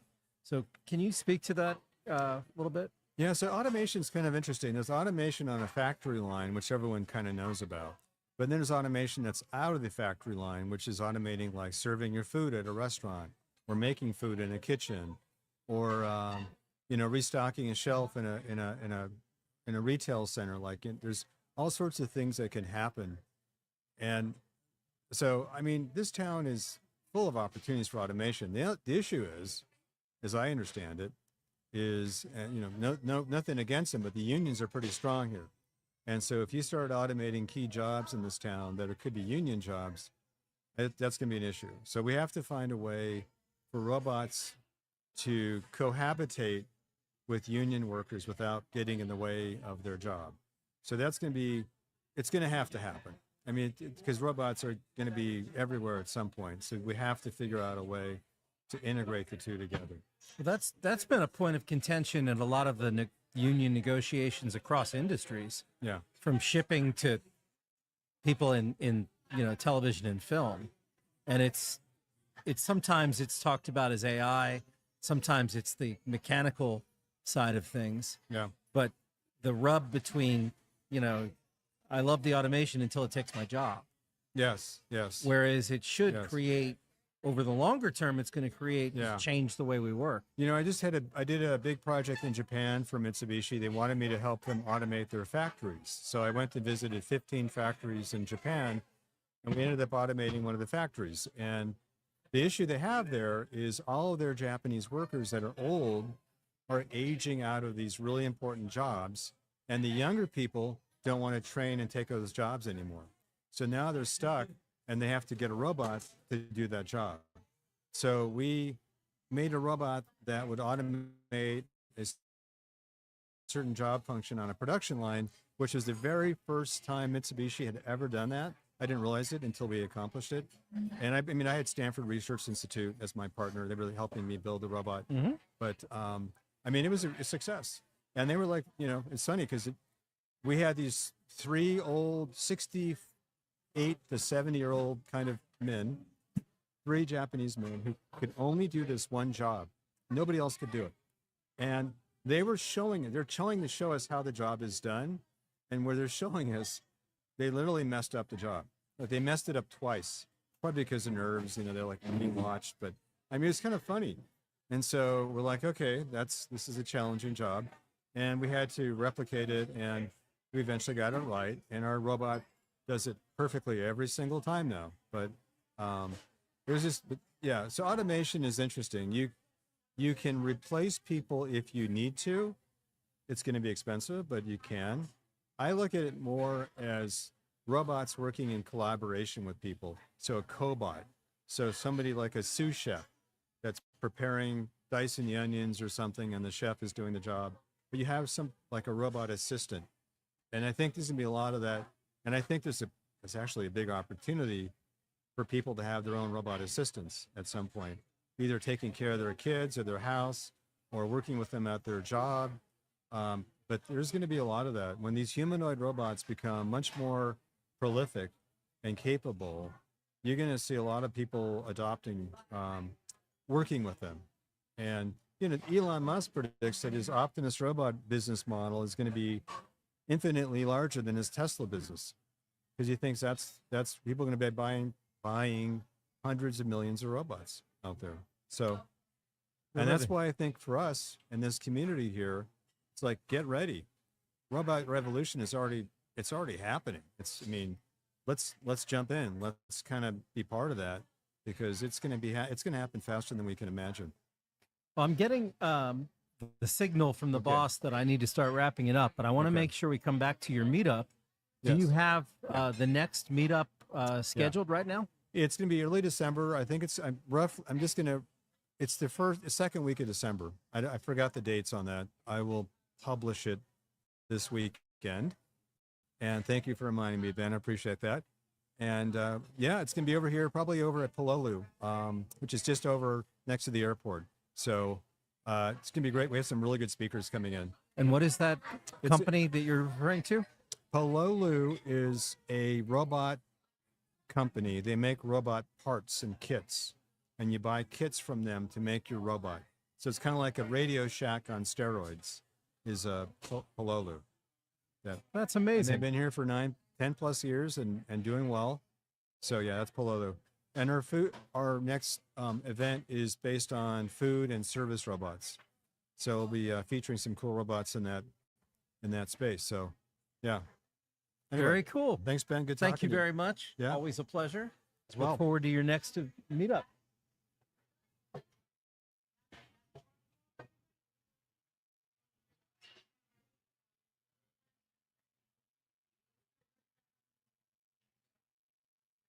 Can you tell Nyla where we are? Because I told her the roof, and that turned out to be a fib. You can come in and sit down. Okay. I don't think she was going to be joining us. I don't think so either, but I'd hate for her to go look for us on the Oh. roof. Not pranking Nyla wasn't on my list for today. And since we're live, I should probably keep talking. Yeah, This is- yeah. So I saw Ben here. He got the best signal. Just to be clear, I saw the young Mr. Leduc say, "Wrap it up," and then he wandered off, and I was like, "Well, I can't just leave Ben here." So Yeah. Ben, how has your day been going? It's going very well. November in Las Vegas is an absolutely beautiful time of year. It's perfect. It really is. July is not. August is not. Oh, I kind of like those months too. Oof, But oof. What do you like most about 110-degree heat? I like being outside and I like feeling the heat on my skin, the sun on my skin. Oh, Yeah. yeah. That's one thing I don't like about here. I'm very pro Vegas, but I do not like the heat. I'm from the frigid north. I grew up shoveling 3 feet of snow at a time. Desert life, man. It's an adjustment. Well, let's back up and act like we're starting properly. Okay, well, and I see the captain's on his way. Well, I don't know if we're going to get kicked out of the seat. Oh, we're getting kicked out. I'm kicking myself out. This is a great event, though. A lot of people here. All right, Mr. Leduc, we've got you ready. All right.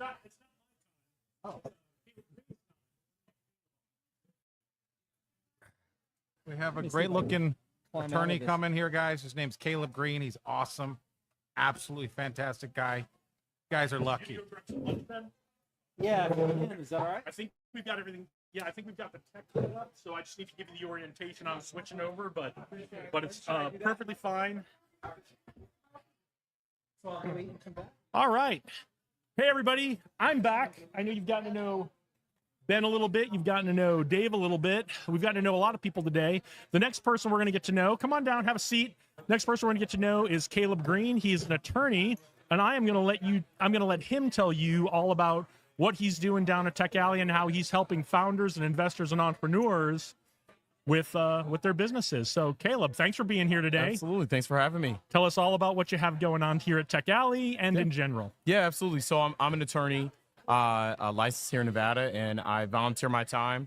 I host what's called a Startup Attorney's Corner. And basically I open office hours to come and ask questions to an attorney about, you have questions about how to start a business, everything from intellectual property law to business formation. I'm here to kind of direct and be a resource to people. Okay, awesome. What is the number one question you get from folks who come and talk to you during your sessions here? Oh man, I get a lot. One of the ones, there's two I get a lot of. One is, should I start an LLC? Should I start an S corp corporation? Or I get a lot of questions about patents and how to go about that process. And so I mean, the answers to both is it kind of depends on what kind of business you want. LLCs have their benefits, tax wise, as well as flexibility. Corporations or partnerships also have their benefits. So there's a little bit of something for everyone. That's why we have a myriad of different ways to form a business and an entity. That's probably the most common one that I get. What are some of the reasons a new entrepreneur who's starting their first business might want to hold off on that LLC or that S corp or that C corp as they're starting their business? Yeah, it especially for corporations, S corp, C corps, there's a lot of taxes involved, and you may not be at a stage in your business to actually be ready to pay that and take on that financial burden.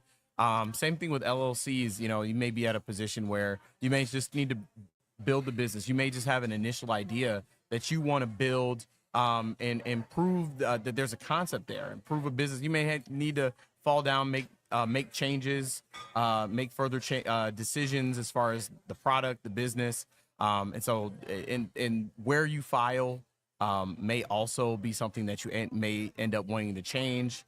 You may want to bring on investors in the future, and they may want a certain setup as far as the business formation. So there's a lot of different reasons why people may want to caution and pump the brakes and maybe just operate as a sole proprietor before actually going about filing and investing that time and money. Yeah, we're in Nevada, so if you're watching from somewhere that's not Nevada, your results may vary on this. Yeah. But Nevada actually has a lot of leeway for people who are just starting a business where from a business licensing and a tax perspective, you can kind of just get started without getting really complex on your legal structure. Can you elaborate on that a bit? Yeah, absolutely. Yeah, it's called sole proprietorship, and to your point, it is different state to state.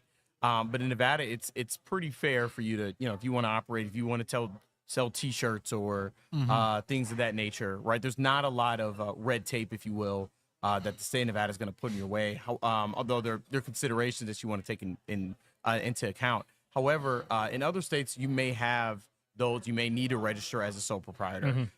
So it is different. It varies state by state.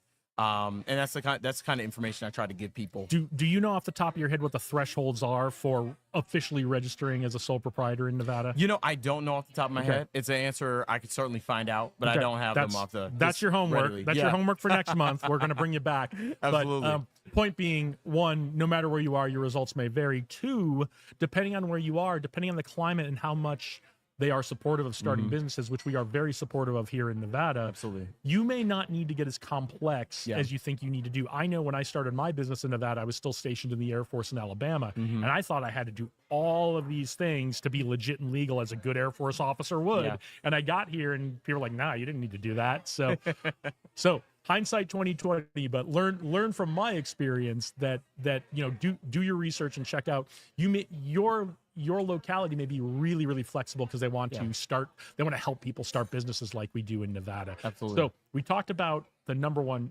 and the reason is traction, right? We talked earlier with some of the guests about traction. Nevada really wants to help you get that traction before you get official with stuff. Love it. Absolutely. So we talked about the number one question you get. What's the number one question that you think these new entrepreneurs should be asking you? Oh, that's a really good question. I would say, so my main practice is intellectual property. And what I don't hear is, I hear a lot of, I have this idea, how do I get a patent? Or I have this name, how do I get a trademark on it? And I think the question people need to ask is, first, is this something that's subject to patentability or can actually have trademark protection? Those are the questions I often find out. I have to, when I have conversations with business owners, I kind of have to ask them those questions. I wish those were ones that they came and asked first, because it makes a world of a difference. Sometimes, you may have a mark, a name of a business, you may have an idea that may not be patentable, may not have trademark protection. And I oftentimes find small business owners and startups who have already gone about trying to file on their own, et cetera. And unfortunately, they're in a position where now they may have wasted that capital and money. And more importantly, that time that it took USPTO to review and deny. Well, and the time you spent filling out your applications, you could have been out working on your product market fit and making sales. Absolutely, exactly, and that's my biggest point. especially when it comes to patents. Like, you may make changes to it. What you actually file early stage as a patent, if you haven't actually reduced that to practice, even if you do get a patent, it may look vastly different than actual product that you have at the market. And now you have a really a patent that really doesn't have a lot of economic value. So taking those steps and kind of pumping the brakes at the beginning to say, okay, is this something I should file? Are there other ways for me to protect this? Think about Coca-Cola. Coca-Cola, the formula for Coca-Cola has never been patented, but they use like trade secret protection. Trade secrets, and, Yep. and only one dude knows the whole Yes, formula. It's all in absolutely. pieces. It's just like when we did classified information in the military. Yep. Nobody has the whole. Very few people have Absolutely. the whole picture. So quick and dirty, because I know there's a lot of misunderstanding about Yeah. this. Even in my role, mentoring entrepreneurs, mentoring founders, and talking to other business owners, what makes something patentable? What makes it protectable? Sure. In the grand scheme of things, kind of broad brush strokes. Yeah, absolutely. So generally, when you have a utility patent, is typically like something that's useful. So that's one. It has to be useful. Two, it has to be non-obvious, meaning it just can't be some simple improvement off of something something else that exists. You're just making a minor modification. And then lastly, it has to be novel, meaning it has to be new. And this goes back to one of the things I wish people knew. Especially small business startups, they always want to go to, pitch, because, you're trying to get funding, and as you should. But sometimes that novelty is really important. Your own product, if it's been disclosed for more than a year, can foreclose you from getting patent protection. That's what can be considered what we call prior art. And in that scenario, it will absolve you or prevent you from actually filing your own application for your exact product if it's been out there disclosed for more than 1 year. So something to keep in mind, right? That novel thing is what gets a lot of Yep. people, right? Is Yep. or that non-obvious part Yeah. is what gets a lot of people. And it doesn't mean you don't have a good product. Doesn't mean Yeah. you don't have a good business. It just means it's not patentable. Absolutely. And so you're going to want to protect your IP a different way. Yeah, absolutely. Yeah, and there's myriad of other ways. Copyright protection, we mentioned trade secret. So even if patent is not necessarily the way, because I know it sounds great. We watch Shark Tank. We're like, I want to get my hands on a patent. Even if you can't get a patent, and I also say one more thing: patents are only as good as you can enforce them. If you can't get to court, if you don't have the capital to go and stop somebody in court and to from actually using and infringing on your patent, then that's also something to keep in mind. But there are other ways to layer your IP and protect your ideas. Yeah.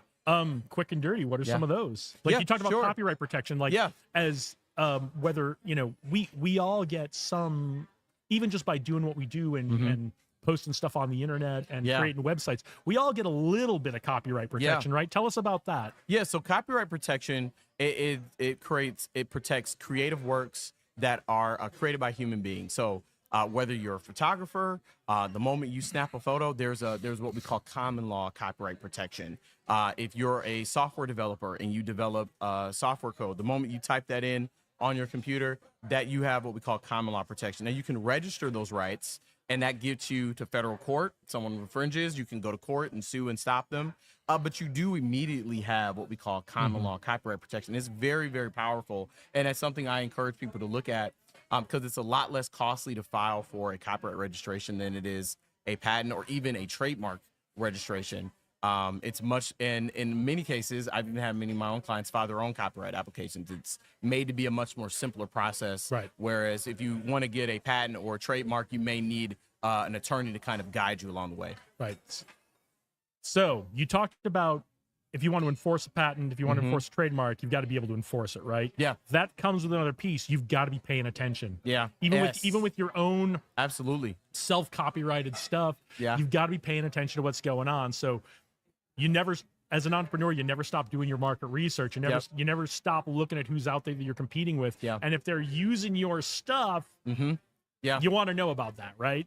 And that's imperative, especially in the context of trademarks. Trademarks are you use it or you lose it. There's a lot of marks out there that we now commonly use. They've come subject to what we call genericide, meaning we no longer attribute them as a source identifier. Think about escalator, aspirin, for example. Those used to be actual brands. We didn't call all moving stairs escalators. That was a specific brand of escalators. But now you go to the airport, you go to casino on the strip. What do they call them? They call them all escalators. And that happens when you fail to enforce your trademark rights and other people start to use them. Trademark is at its core, it's about consumer protection. It's about distinguishing goods and services in the marketplace. So where you fail to actually enforce, that's a particular area where you may be susceptible to actually losing your rights by failing to, as you said, continuing to do your work as an entrepreneur. And the courts don't have a lot of tolerance for that. No, they do not. So, I had one more IP question, and I'm blanking on it now.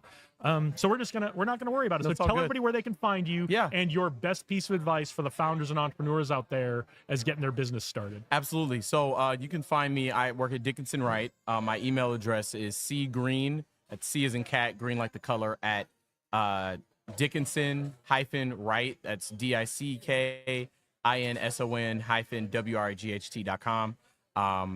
My office number is 702-550-4417. Feel free to reach out. And for just in terms of, just think about, do your due diligence before starting a business. And I can leave it one thing: if you don't take anything away, there's no such thing as a provisional patent. There's only non-provisional patent applications. A provisional patent application is just a placeholder. You hear that oftentimes on Shark Tank and other things. Oh, I have a patent, I have a provisional application. It's a one-year marker. The non-provisional patent application is actually what can mature into an actual patent. Awesome. Well, thank you for joining Absolutely. us today. I've been Thank wanting you to for do this having me. conversation with you for months now. Yeah. I'm glad we got to do it. We'll have to get you on my other podcast at Absolutely. some point for a little more in-depth interview. But thank you for joining us today. Thank you for having Enjoy me. the rest of Tech Alley. I hope we'll see you over at the Veterans Panel at 1:15. Absolutely. Thank All you. right. Have a great day, All right, Caleb. have a good one. Thanks.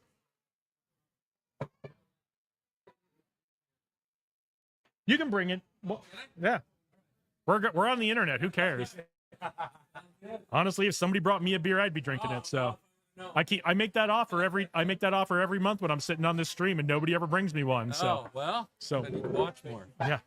Well, thank you, Caleb. All right. No, he's been in line here for like an hour. That's all right. It's okay. You guys are next. I won't be long.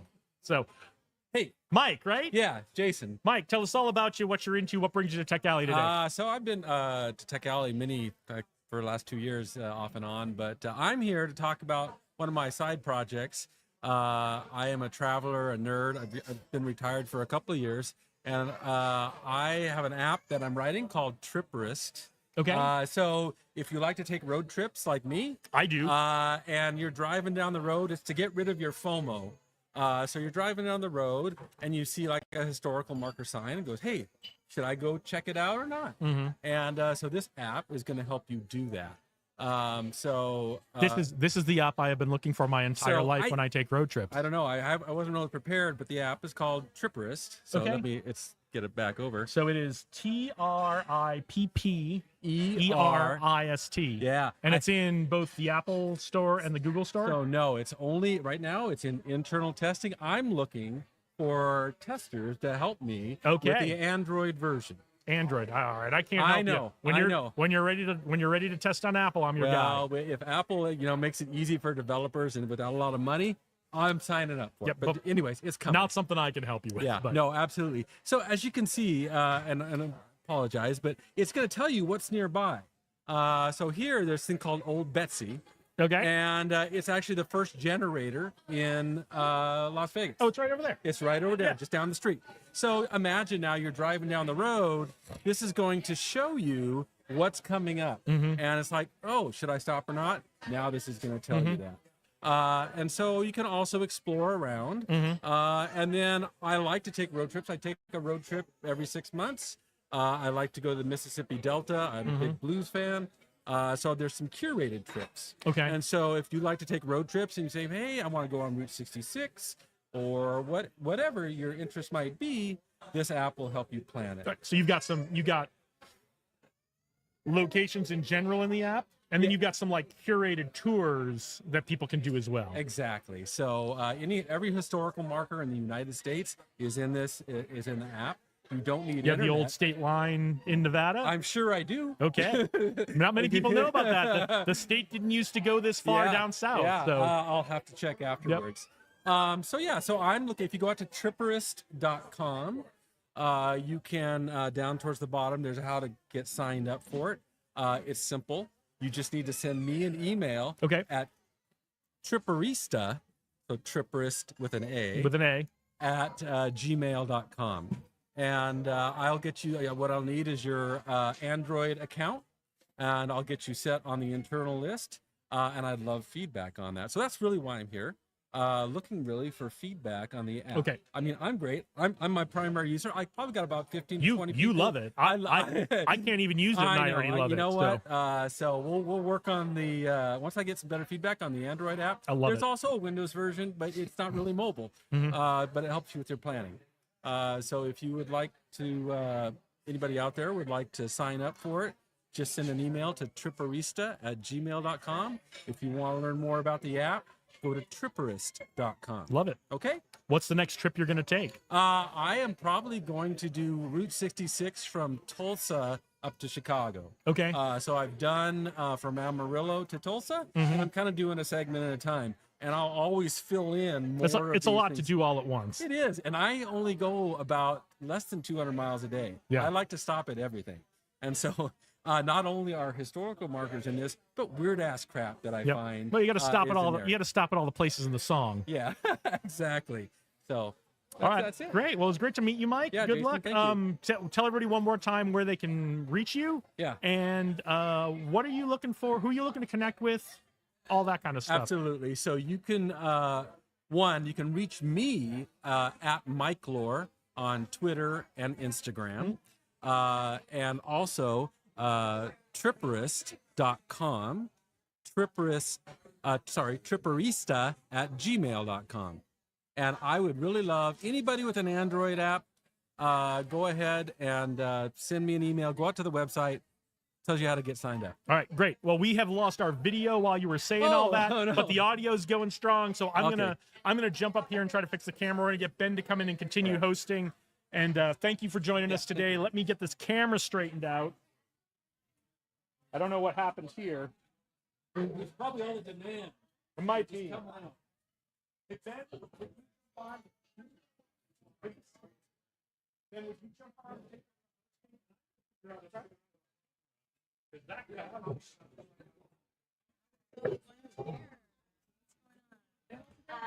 You want to do it one-on-one? No. We got to do it together. I'll just be right here in the center, you guys. You should sit. You should sit. No, I like standing. Trust me, I like standing.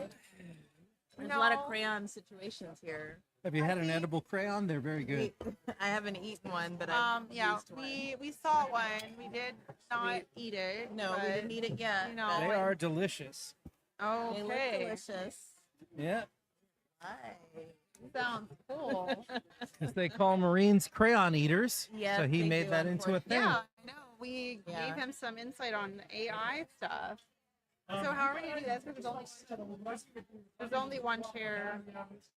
Yeah, have a seat. I think we both were. I mean, we're No, two sit. people. Sit. Are you sure? I could stand Okay. between you guys, my buddies. I didn't want to make Lauren. So keep talking. The audio's going out. All right. Okay. Welcome back. As if we had a break, a commercial break. Right? I know. I'm We Ben need some Lavsky. sponsors. We did And, not. Yeah. I am here with the professionals behind Alter New Media. I think the So- battery is going out, so I don't know if we're even really live right now. Oh, then we're pretending. Are we live? Are we live or are we pretending? Okay. I thought so. All right. Well, It's just the okay, magic so of the camera video with is coming Tony. back, guys. Welcome to the joy of technology. Yes. Clearly, the world needs to see our faces. I think that's Clearly. obvious, and that's why we're like quasi stalling Yes. on the conversation right now. I just can't work in But- these conditions, No, like I actually am about to put my foot down, right? but My At the same- contract states that clearly Oh, Video. I am You to can be see on us here, 4K okay. HD at all Look, you can times. see us there. And you are. Do you see So you see how you look. I do. we do. That's why we're like video we have all the things. We have all right. the things. We have all the things. You got Ben, and well, let's do this for about 10 minutes or so. All right. And then what I will do, I just need to get the Hi. rotation, switch it over to the other panel, and but go ahead. All right. let's do That it. was my extensive industry training from Jason Leduc. Thank you, sir. Thank you for fair, the Yeah. training. All I know about All right. Let's get back to Okay. meeting Nadia and Lauren. Let's Yes, do it. Thank you. All right, let's meet us. Let's meet All us. right. What's your burning question, if any? Well, let's start with the basics and introduce yourselves and your company. Okay. I am Nadia Rousseau. I'm the I'm founder. Lauren Jones. Remember? Jones. Yeah. So, random sidebar. We met someone that was like, never introduce yourself with just your first name. Always do first and last because you want people to remember you, That right? was Marla Tejas. Was that Marla Tejas? Los Angeles. That was Marla Box Tejas. LA, Hi, Marla. If you're who watching told, this, we love who you. said that Maya Angelou told her that. That's Say that. correct. Yeah. Lauren, your memory is on My point. memory's on point. Has to be. I need to up my omega 3s, evidently, but I No. digress. So, we are the founders of Alter New Media, a purpose driven marketing and PR company serving mission driven and disruptive companies worldwide. We like to work with people who want to shake things up in the world with their product or service or make a difference in the world with their product and service. And we are broadcasting live, as we all know, from the fabulous Tech Alley here in downtown Las Vegas, Nevada, just a few days ahead of Global Entrepreneurship Week Nevada, kicking off on November 18th. Back to you, Ben. That was very professional, and I'm a little intimidated. Let's stick with you guys for a second. I was at an event once, and Lauren and I introduced ourselves to someone. I described what my company does, and her response was, "Well, we do all of that and more." So not. it was like we do that plus one. I You know? mean, we didn't explicitly say anything like that. But I would like for you to tell everyone what it is you do. Thank you. All right, Lauren, take it away. What is the plus So one? we help mission-driven and disruptive companies all over the world with their products and services. We do publicity, PR, marketing, media, influencer marketing, a whole gamut of different online and offline services related to marketing and PR. So that's us in a nutshell. Nadia, do you have anything to add to that? Sure. So, as I noted earlier, we support, and as Lauren just mentioned, mission driven and disruptive companies with achieving their goals while making a difference in the world. We stand by the ethos that purpose and profit should never be mutually exclusive. So, we inject impact in just about everything that we do, most notably through our purposeful partnership ecosystem, whereby we partner influencers with nonprofits in both short term and long term campaigns. To achieve this, we have an in-house influencer talent board. So we do also do influencer talent management.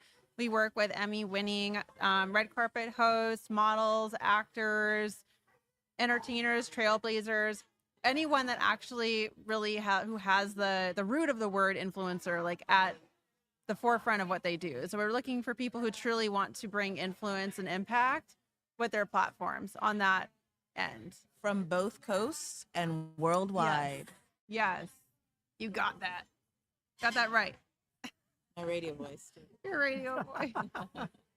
All right. And we've been working on the Global Entrepreneurship Week committee now for over a year. This is our second. This is our second GEW together. Yes. Happy anniversary. Happy anniversary. Should we like add an anniversary event into the calendar? My phone is dying, but yes. Let me see. My name at Ben Lavsky. Sorry. Yeah, it was available. All right. Let's get back to GEW. So Yes. GEW is coming up next week, and you all are hosting a number of events in addition to serving on the committee. Yeah. Can you talk about these events? Yes, I would love to. I'll bring up the calendar. So Monday, November 18th, from 9 a.m. to 4 p.m. is the Global Entrepreneurship Week kickoff event that's happening at Bottega Exchange. There will be panels, co-working, and networking all day. I see you're using your notes. This is an open book test. Well, I'm looking at the calendar. If you go to gewnevada.com, there's a calendar that you can look at that will show you like everything that's happening all throughout the entire week. You want to talk more about transformative CEOs, Nadia? Sure. Well, first of all, I would be remiss not to mention Bottega Exchange, our primary venue partner for this year's GEW. Bottega Exchange is an incredible co-working space in Southwest Las Vegas. So we absolutely love the whole Bottega team. Shout out to Kelly Heather, Jared, Layden for holding down the fort and for extending the space to the GEW this year. We are particularly excited to be leading a 2-day mastermind taking place on the 19th at Bottega Exchange and on the 20th at Nevada Partners in North Las Vegas. And so, as we noted, we really like to work with mission-driven entrepreneurs. So the focus here is on transformation from the inside out, with the goal to be more visible through understanding yourself more and through understanding that public relations really starts with you and having a clear perception of yourself. So we're going to be workshopping our approach to visibility all day on the 19th at Bottega Exchange. And then on the 20th, we're going to head out to Nevada Partners to mentor up and coming entrepreneurs in a flash mentoring type of style, also pulling in Promise Startups, who Promise Startups is an initiative through Nevada Partners. So we're really excited about that. And then we also have a panel on influencers and hospitality next Sunday, along with a few other great events on calendar for next Sunday, in particular, like Karma Hunter's AI and content marketing event. And then we have some other events. So you guys have got to check out the calendars. There's so much going on, right? GEWnevada.com. You can look at the whole calendar. Yes, some highlighted events that I think will be really amazing.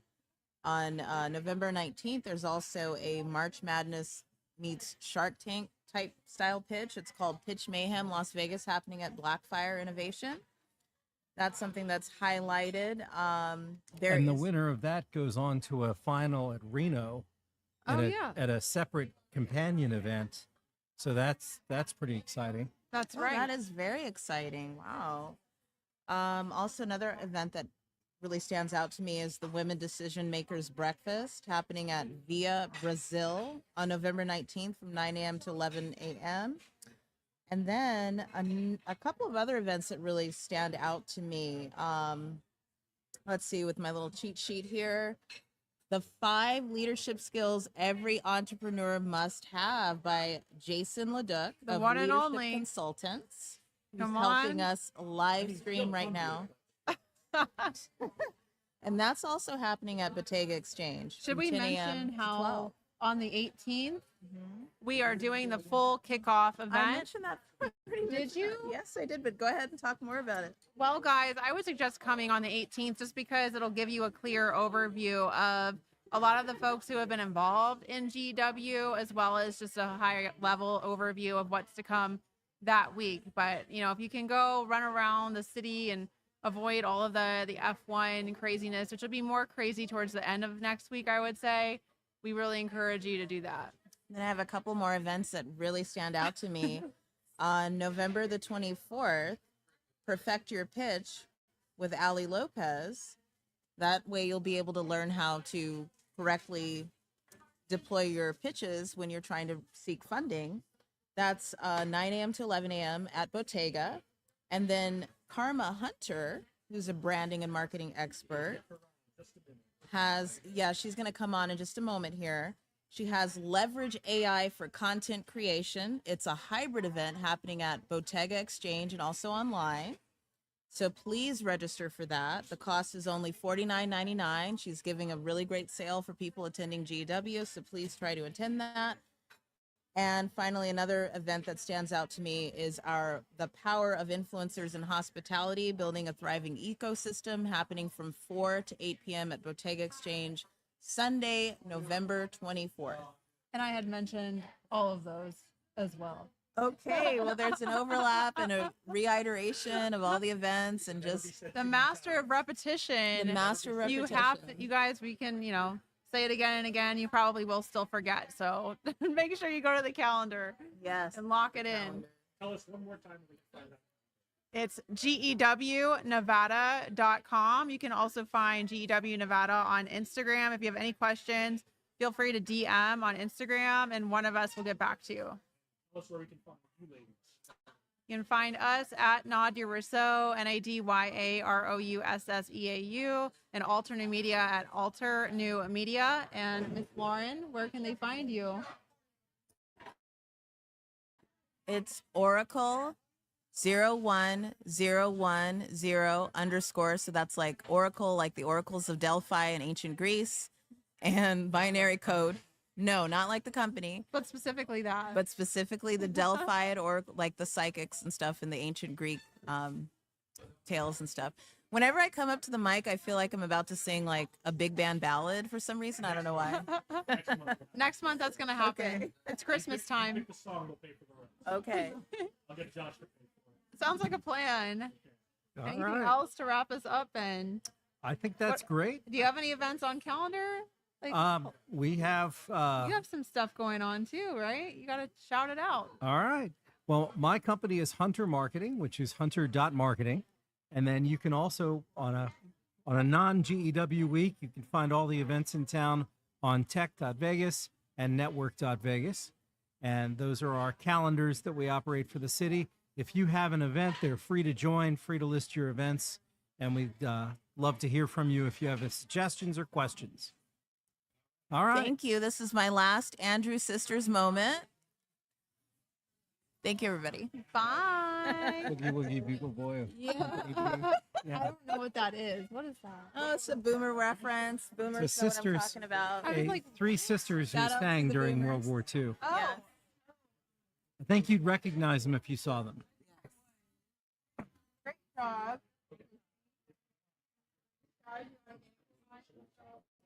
All right. And coming up, I'm pleased as she comes in to get settled.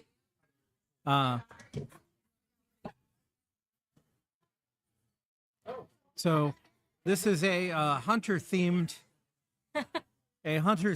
discussion. Just regular. Thank you. All right, a hunter-themed discussion. Of course, I'm with my company is Hunter Marketing, but I'm interviewing Karma Hunter. Hi. So, Karma, please introduce yourself and talk about what you do. Hi, my name is Karma Hunter. I'm the owner of Karma DNA, AI marketing automation agency. We're a digital marketing agency. We help you automate your lead generation and book appointments in your sleep. That's wonderful. And I don't want to get too far down the road. You've got an event coming up. I want to let you make sure that you highlight that event. Talk about that, please. Yes, so on Sunday, 24th of November at 1 p.m. at Bottega Exchange, we're going to have leveraging AI for your content creation. So we're going to touch up on AI for content creation. We're going to create content, a whole year worth of content, and we're going to set up a AI marketing agent during the workshop. And it is about 70% discounted for Global Entrepreneurship Week. So please take advantage of it. There are limited seats, and there's going to be lots of deliverables. And we're going to actually create content tailored to your business during the workshop. So you're going to take away a whole entire year's worth of content. All right. And can you generalize about what type of brands or creators are typically going to be the best people to be in that room? Who should be in that room with you? Basically, any small business owners, product or service based, can join this event. Even if you're a beginner, even if you're not techie, and you want to create content that is content that actually generate leads and that sells, not only for brand awareness, but for lead generation and for conversion. And you're going to show people how to use these brand new tools. Like, we all know that we need to kind of learn these tools. We know that they're important, but maybe you don't know where to start or what to do. You're going to kind of take people through a process. Exactly. So typically we know about these AI tools, some of these tools, but we don't know how to effectively use them. So I'm going to show strategies for you to actually effectively use these tools and tailor them to your business and make them work for you. What are some of the things you see that where people are trying to use these tools, but maybe they just don't know exactly the right strategy? Are you seeing people kind of having trouble?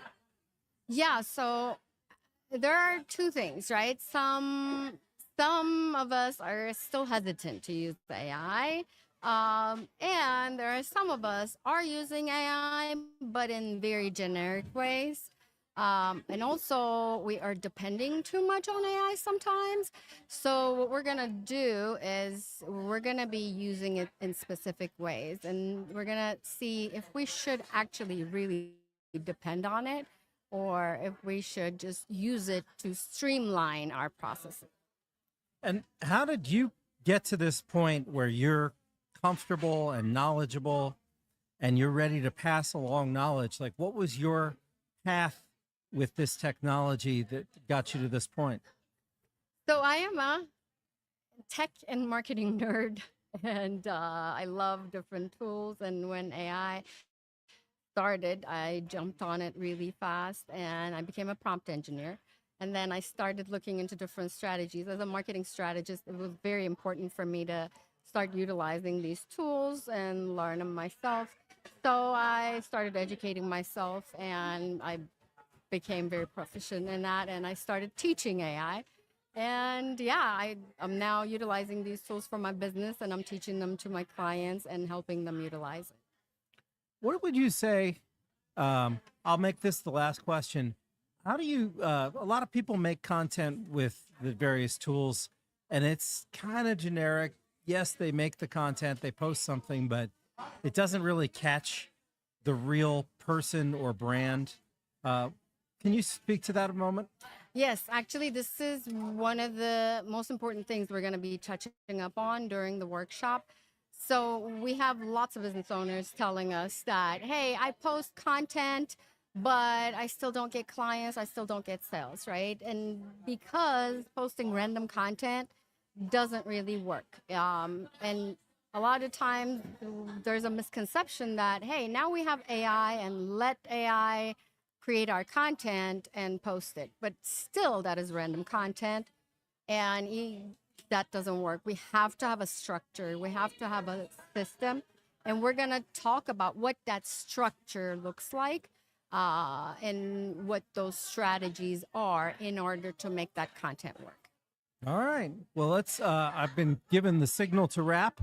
One more time, maybe take us to what is the date and time of your event and where do people find it listed? Sure. You can go to karmadna.com/GEW. Also, you will find it on the Global Entrepreneurship Calendar. It's on 24th of November on Sunday at 1 p.m. at Bottega Exchange. Wonderful. Thank you very much. And I look forward to a very successful event. Thank you so much. All right. Jason's coming in. My thanks to Karma for joining us and appreciate. I know it was kind of short, but we'll get her back next month and we'll find out all about how that event went. So what we're going to do is we're getting ready to kick it over to the veterans panel. And so, Ben, what you're going to want to do is you're going to add this to the stage. Okay. So you see we're both up now. You see the panel's waiting for us. I don't know if Dave Berlin can hear us. Dave Berlin, if you can hear us, let us know you're ready for us.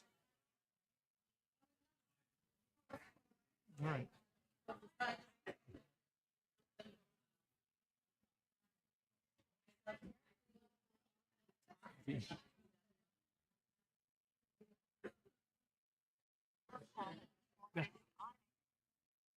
So I can't. Oh, you know why? Because he's muted. Unmute Mike. Can't unmute because they chose to mute themselves. All right. Do you guys know when we're going to be talking Today? I don't know anything about that.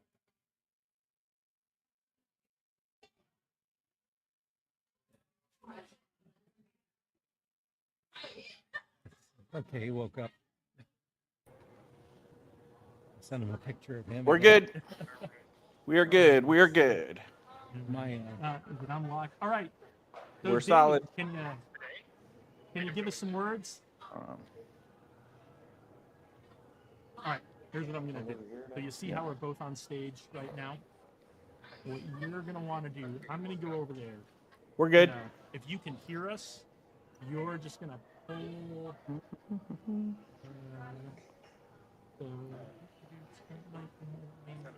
Why don't you just switch it over to them because I can't do this. We're good. There's a little delay. That's what. Yeah. We're solid.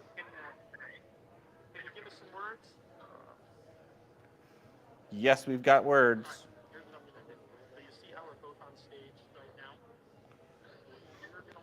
All the tech. We're good.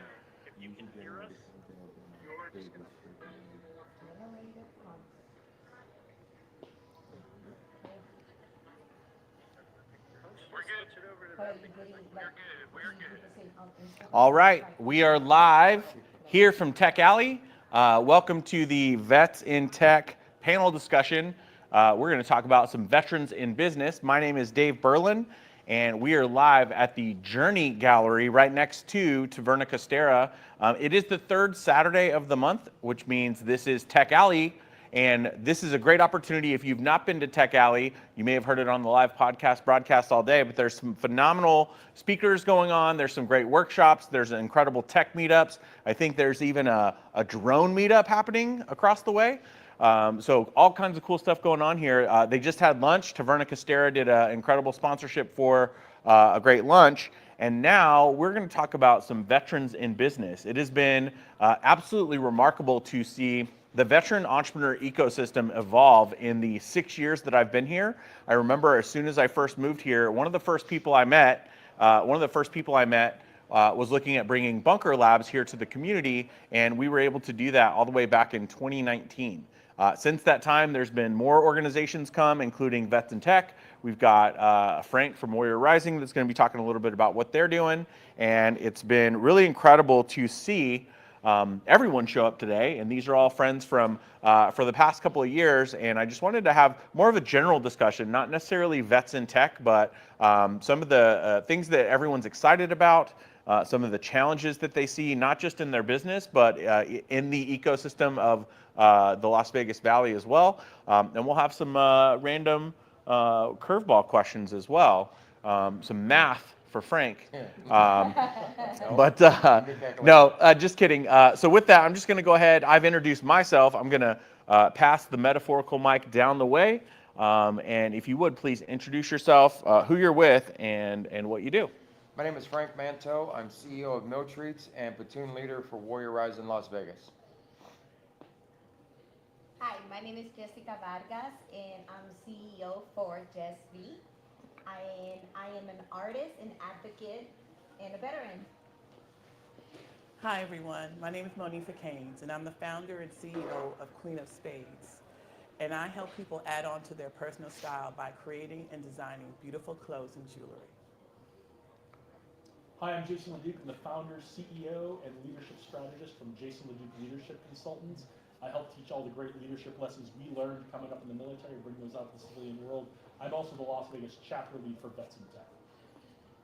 My name is Brandon Mills. I'm the owner and CEO of Total Promotion Company, where we produce merchandise, apparel, promotional products, any kind of physical branding for any type of organization. So the funniest thing about that, I introduced myself as the host for today.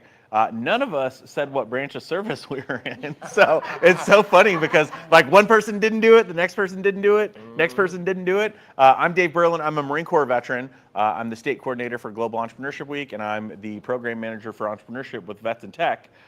Marine Corps veteran. Marine Corps veteran. The one and only, the few, the proud, the Marines. Hoorah. United States Air Force veteran. Also an Air Force veteran and big proponent of joint operations. I'm Army vet. I'm the only one here. Love it, love it.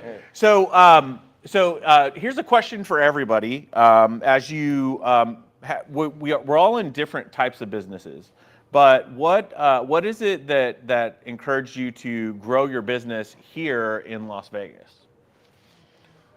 For me, it was transitioning from California and seeing the ecosystem that's here, the resources, the large community of veteran entrepreneurship that is enticing me to be able to move my company here.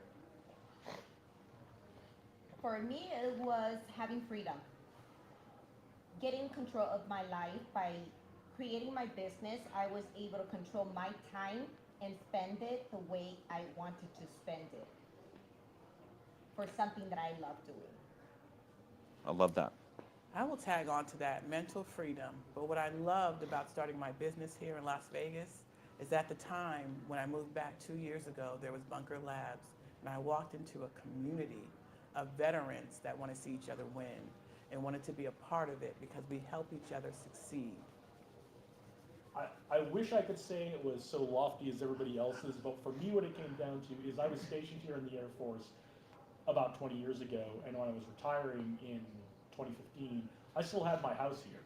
And so it was for very practical reasons to move back to my house here and move to a place with 350 days of blue sky every year. So, but in the years I've been here, I've learned about the amazing entrepreneur community we have here, the amazing veterans community we have here, and I will never be anywhere else.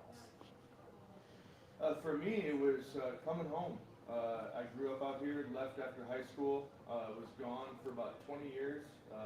Always considered Las Vegas to be my home though, because that's where my parents, my brothers, and my immediate family were always at. It was after I left the oil field in Texas that I realized that I didn't want to sell my time anymore. I wanted to buy other people's time. I had sold enough of my own hours to know that wasn't going to get me anywhere that I wanted to be, and I was more after freedom than I was money. With money comes freedom, but where I was at the time, I was making plenty of money, but it was a grind, and it wasn't where I wanted to be. So I thought, you know what, let me figure out how to make it work here in Las Vegas, and I did exactly that. So I mean, I could go deeper into it, or No, let you go. So that's great. yeah. So for me, it was looking for opportunity, and I acquired my business at the end of December 2019. So next year will be 5 years that I've been in business, and you know, when you go all in financially on something, you know, you're taking a massive risk, and timing is never good. It's 3 months later, lockdowns happen. And I thought, oh great, everything that I've ever built is going to be, just vanishing. But through the veteran community, the incredible support that I received from my brothers and sisters that I served alongside with while I was in, and just being able to be supported within a community of like-minded people has really elevated myself and my business, and it's allowed us to thrive in this environment. And I'm incredibly grateful for Las Vegas community, the Las Vegas veteran community, which has just been so beneficial to everything that I've done and incredibly supportive. Love that. And Brandon, you've got a birthday party coming up to celebrate 5 years in business. Will you tell us about that? Sure. Yeah, December 19th. That's our 5-year anniversary. It's also going to be a Vegas Chamber ribbon cutting. I joined the President's Club of the Vegas Chamber, and then it's also our holiday party because it's the week before Christmas. And so we've got some pretty cool surprises. We're going to have some catering. I've got a world famous DJ coming that's going to be mixing some holiday songs. Nice. And it's going to be a really fun event, and it's to honor my customers, my vendors, my community support groups.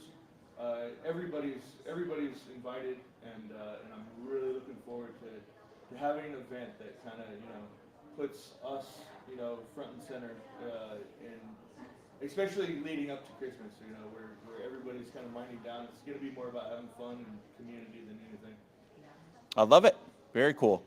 So we're going to mix it up a little bit because we've got a few different businesses here. Some are very product-based and some are very service-based. So I'm going to throw a curveball out for the product-based. So that's going to be for Frank, Monifa, and Brandon. From a product-based standpoint, what are some of the challenges that you see in your business coming up in the next year to come? For me, it's basically product development, introducing new products because we bring military items, stories, jokes, and histories into the food and beverage industry. And it's finding the opportunities of different items that we can bring into, as well as funding, of course, on anything. Whenever you have a product base, especially like with me in the food and beverage industry, you have to develop the product. You have to get the mold, you have to do the R&D and all this to get that first product launched out there to be able to get things situated. But most importantly, the fact that, we deal with cacao and chocolate, we have seen an influx in the increase in pricing. March or April last year, cacao prices went up 231%, and they just went up another 50%.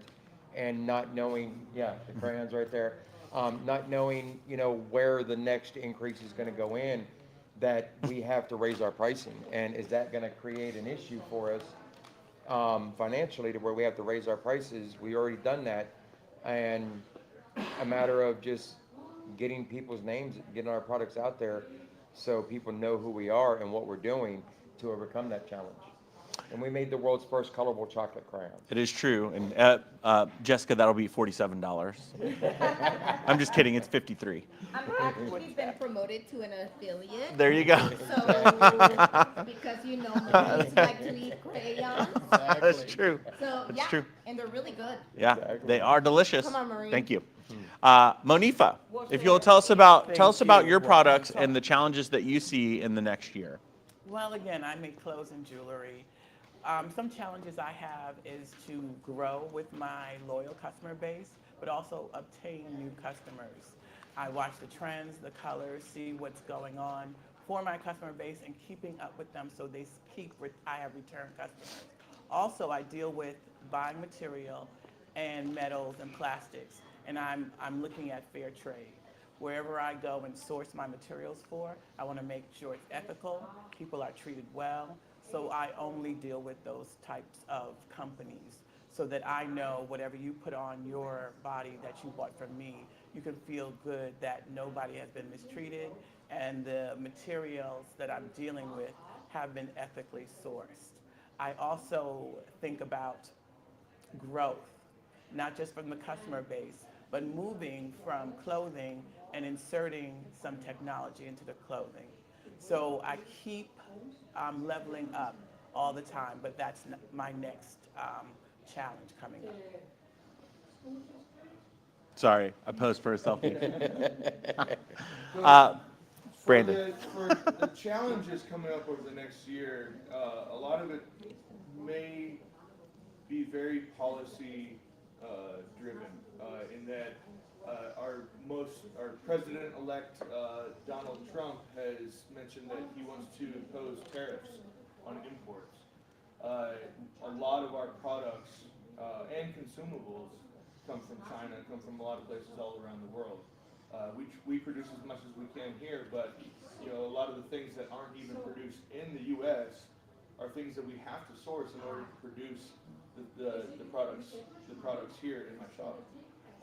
And so, if an 80% tariff is imposed on China, there's a good chunk of our products that are going to double in price, and it goes to the end consumer, which is going to be very difficult, especially when things are becoming more difficult in the economy, for people to be able to purchase from us.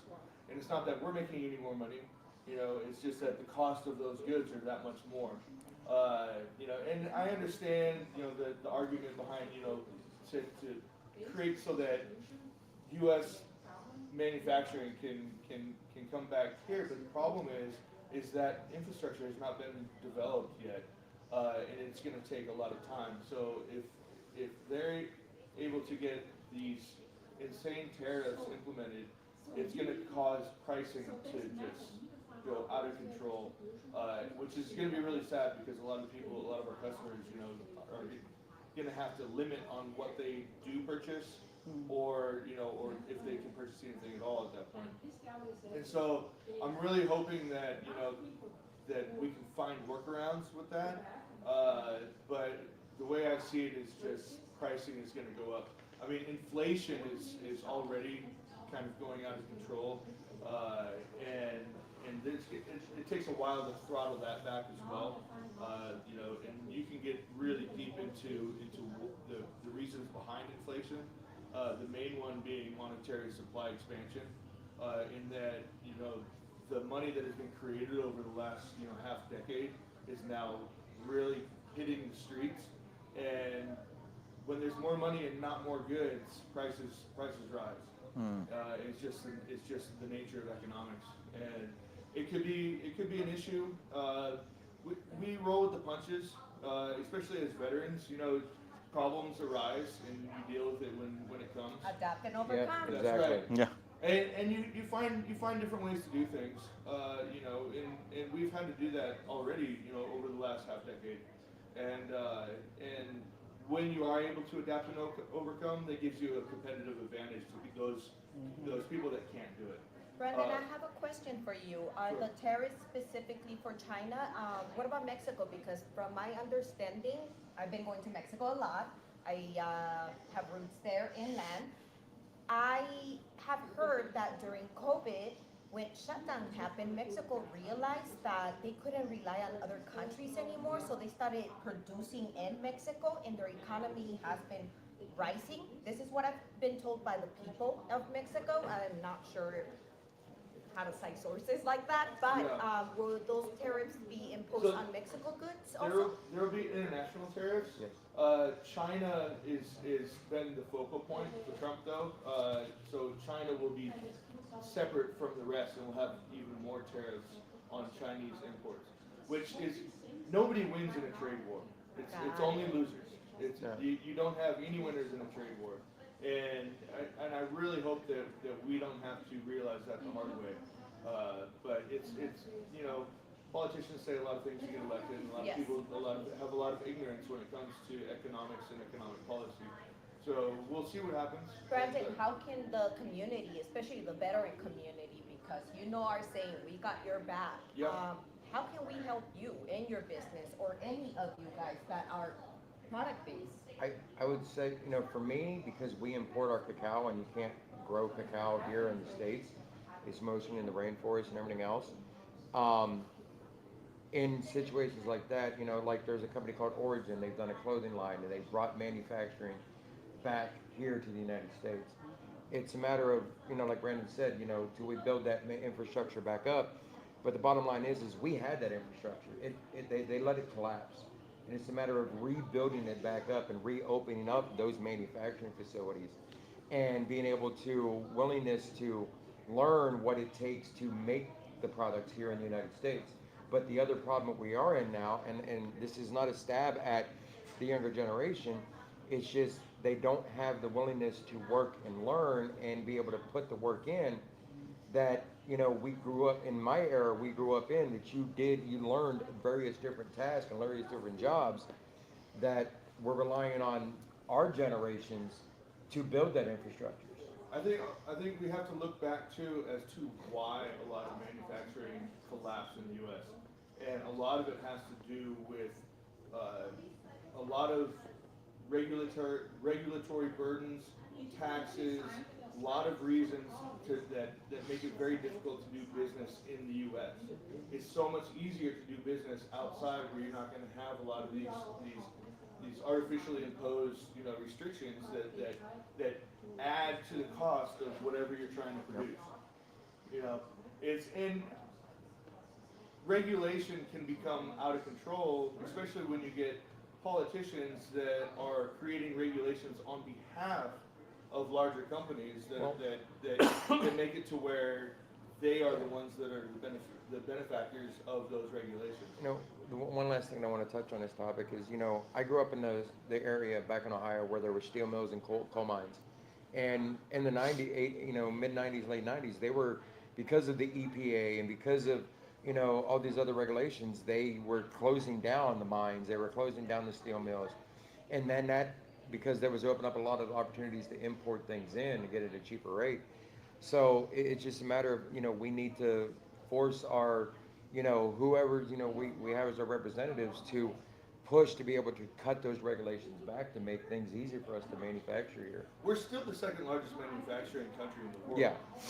You know, I think that's lost on a lot of people in that we still produce a lot of the world's products, but that's slipping away quickly. Yep. And a lot of that has to do with policy. Yep. Brandon, you bring up a good point. I do work with manufacturing companies here, but because I'm a small business, I cannot order 5,000 pieces of one thing that I created. Yep, And the I ran less into I that one. order, the more it costs. So I also want to ask manufacturing companies to work with the small businesses, because as I grow, you will grow too, and then we can grow together.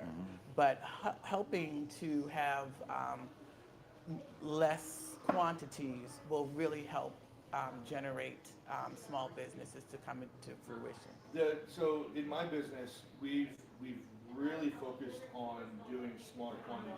The print-on-demand industry is growing leaps and bounds with the way culturally people want to have, readily accessible items, completely customized as fast as they can.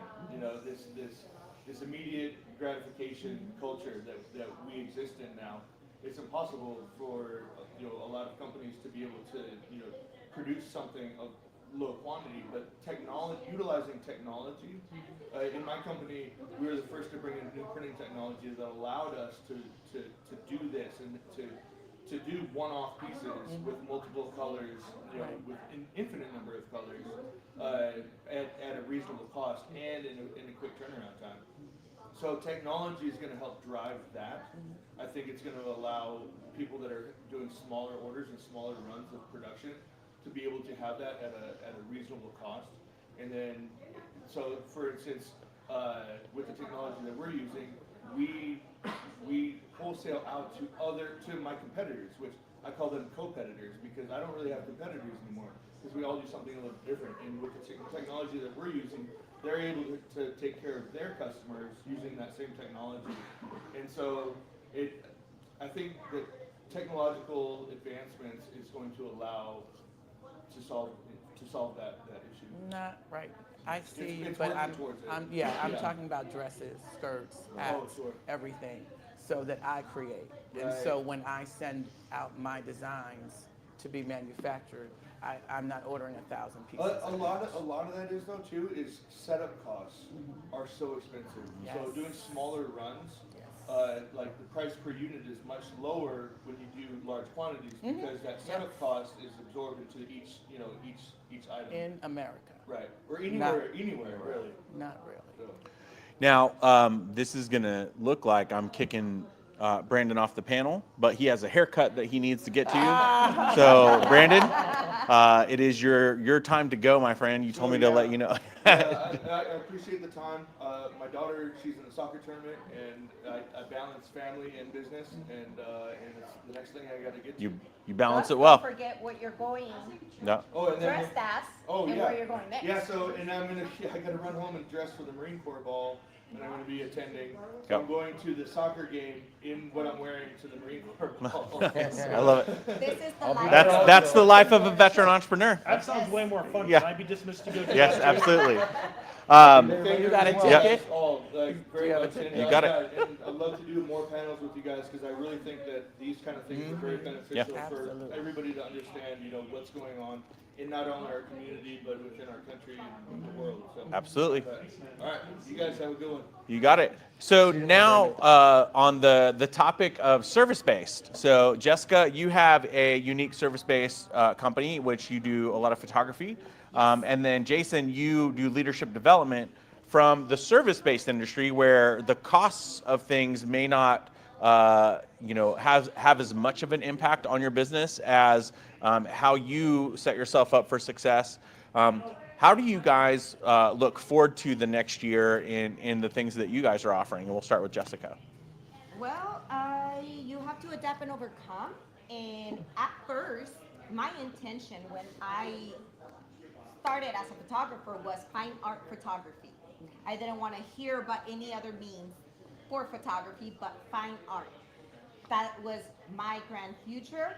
However, when I first purchased my online website in 2019, November 10th, COVID happened the next year, 2020, and I had to adapt and overcome. And I kept getting asked to go do gigs. Well, Freelance event work. photography, And yeah. I fell in love with creating art with people's family memories. So I kept getting hired for, I used to say everything but weddings, because I didn't want to pigeonhole myself to anything, but I always used to say no weddings. then I got hired for a wedding. So I've learned to say yes. Cool. And to take in the challenges and to use my creative art or my creative eye, I would say, to create art. So I do everything from professional headshots to maternity shoots, which actually one of my favorite maternity shoots was the CEO of Beds and Tech. She was about to have a baby, and that's how I was introduced to Ikram. Ooh, how did that introduction happen? Oh, my friend Dave called me. And I was very busy with work. Yeah. I only had one day available, Yeah. the day she was gonna give birth. Yep. And I said, well, I can do this day in the morning. He's like, let me ask her if she can do it. Yep. She came in. I photographed her and her husband and her future baby the day she was gonna give birth. Yep. That's what we in business call an opportunity. Yeah, absolutely. Yes. Well, now you've also shot his first birthday party. His first birthday party, her So, sister's party, yep. and it's been a blessing. Yep. So just say yes. Just say yes. Love it. You know, what's the worst that can happen? Absolutely. You don't know until you say yes. I love it. Jason, what about for you, my friend? You've got some cool stuff that you're working on. First, let me say, Jessica's photography is beautiful. If you haven't seen any of it and you'd like to, check out her episode of my podcast, The Leader's Mindset. Yeah. We did a wonderful Shameless episode plug. a couple of months ago.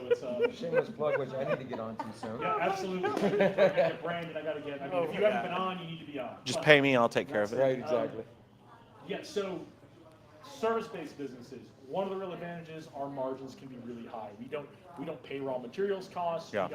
We don't have to pay for inputs and outputs. And You're the product. The big challenge that is consistent with a product-based business for a service-based business, and you can tell me if you feel the same way or you see the same thing, is you have to get yourself out there. You have to be marketing yourself. And that comes with some kind of expense, whether that is time, whether that is money, but you have to be out there marketing yourself, and that's where a lot of the incoming money goes out for me, is marketing and growing the audience and building the reach. And it's not just the ads, it's doing the market research. Yeah. That takes time, that can take money to do market research, because what I find, whether I'm creating in-person courses or programs for companies to go into their company and work with them, or whether I'm creating a new digital product, I have to really, really tightly refine that product market fit. Who is the audience I'm creating this workshop or this digital course for? And then how do I not just craft my knowledge? My knowledge is there, right? My knowledge can be applied to everyone. The hard part is, how do I communicate it to a specific audience who can use it in a way, right? The thing I'm working on now is working with tech companies. How do I craft my knowledge as an Air Force officer, 20 years of building teams and taking them all over the world? How do I translate that knowledge to a young person who's a manager for the first time at a tech startup or even a bigger tech company like Google or Adobe or whoever that could be? And that is the constant challenge in a service-based business, is always making sure that you're listening to your audience and matching that product market fit. And it's not static, it changes day to day, month to month, year to year. I love that. Thank you for sharing that. This is a question for everybody, and we'll start with Jason, and we'll work our way back down. If you could give one piece of advice to a veteran that's looking at starting a business, whether they're still in the military, whether they're getting out of the military, or whether they've already been out and they're just looking for that next opportunity, what piece of advice would you give to somebody who's just getting started in entrepreneurship? Traction, traction, traction. Build your prototype, show it to people, get it out there, get the feedback, refine the prototype. If someone's willing to buy it from you, sell it to them. Yeah. Build another one if it's a product. If it's a service-based business, just keep selling the service people. Take the feedback, refine that product market fit. Do it. Get the traction, show that you can have the sales, bring the money in. Now you've got flexibility to change it, modify it, branch it out. Traction, traction, traction. Love that. I cannot say enough. Find a community of entrepreneurs. You will not go far by yourself. Just talking to other people that have done it before, talking to other entrepreneurs that are in other genres of business, you get fed so much knowledge and you get to learn so much from them. and take away their nuggets they have from you. Also the networking that comes with it. Find a community so you can build your business and continue to grow the right way and learn from others. I am going to agree with Manifa because I believe most of us are part of the veteran entrepreneurship programs that are available for free, like Yes. Bunker Labs. Absolutely. Dave was my mentor, and also there's VWise, There's with- VWise. for the women out IVML. there, veterans. But first and foremost, start by creating an LLC, limited liability corporation or company. Company. Sorry, I have a thing called fibro fog because I have a disability. So the one thing that a lot of veterans have because of our time in service are VA disabilities. Well, I work at my own pace and at my own time, and I gave myself that opportunity. When I was working for someone, sometimes my fibromyalgia would act out and I couldn't get out of bed, or I was in so much pain that I had to go to my VA appointments. Now I am my own boss. I work when my body allows me to work, and I also work online in the comfort of my house all the time. And when you create an LLC, it will give you the freedom to do what you want. I went from freelance photography to now I'm writing a book. So there are no limitations out there. If your body is incapable, you still have your mind. Remind yourself. I had to remind myself when my fibromyalgia got so bad that guess what, Jessica? Maybe my body right now is not able to go get a gig and work as a photographer, but I have a mind and a story. And I started using my voice and I started writing a book that I will publish next year called Warrior. No. Love that. I can't echo enough of what they said. You know, before I go into what my main thing is, you know, find your tribe, find your community. You know, for me, it was Warrior Rising. It was the local veteran community, and anywhere that I've been, whether it was Ohio, San Diego, here in Las Vegas. But the biggest advice that I can give you is do not fear failure. You have to have the willingness to fail, and look at it as fail means first attempt in learning. Thomas Edison failed over 1,000 times to create the light bulb. He didn't stop. So be willing to fail, and if somebody tells you no, it no's right then and there, but no stands for next opportunity. I love that. Thank you all for sharing that. And as they mentioned, Las Vegas is one of the communities where all these veteran organizations really do work together. And if you are here in the Vegas Valley, there's a great opportunity that we have every Tuesday. We have an event called Office Hours. It's over at the Leatherneck Club from 2 to 4 every Tuesday. And this isn't just open and exclusive to veteran entrepreneurs. It's open to all entrepreneurs because we do want to be inclusive to everyone. And it's just a great way to, one, support a locally owned, veteran-owned business. At the Leatherneck Club, it's Taco Tuesday, so they always have different tacos. But there's been great conversations where people have met new people coming into town have got introduced to the right people just by coming to those.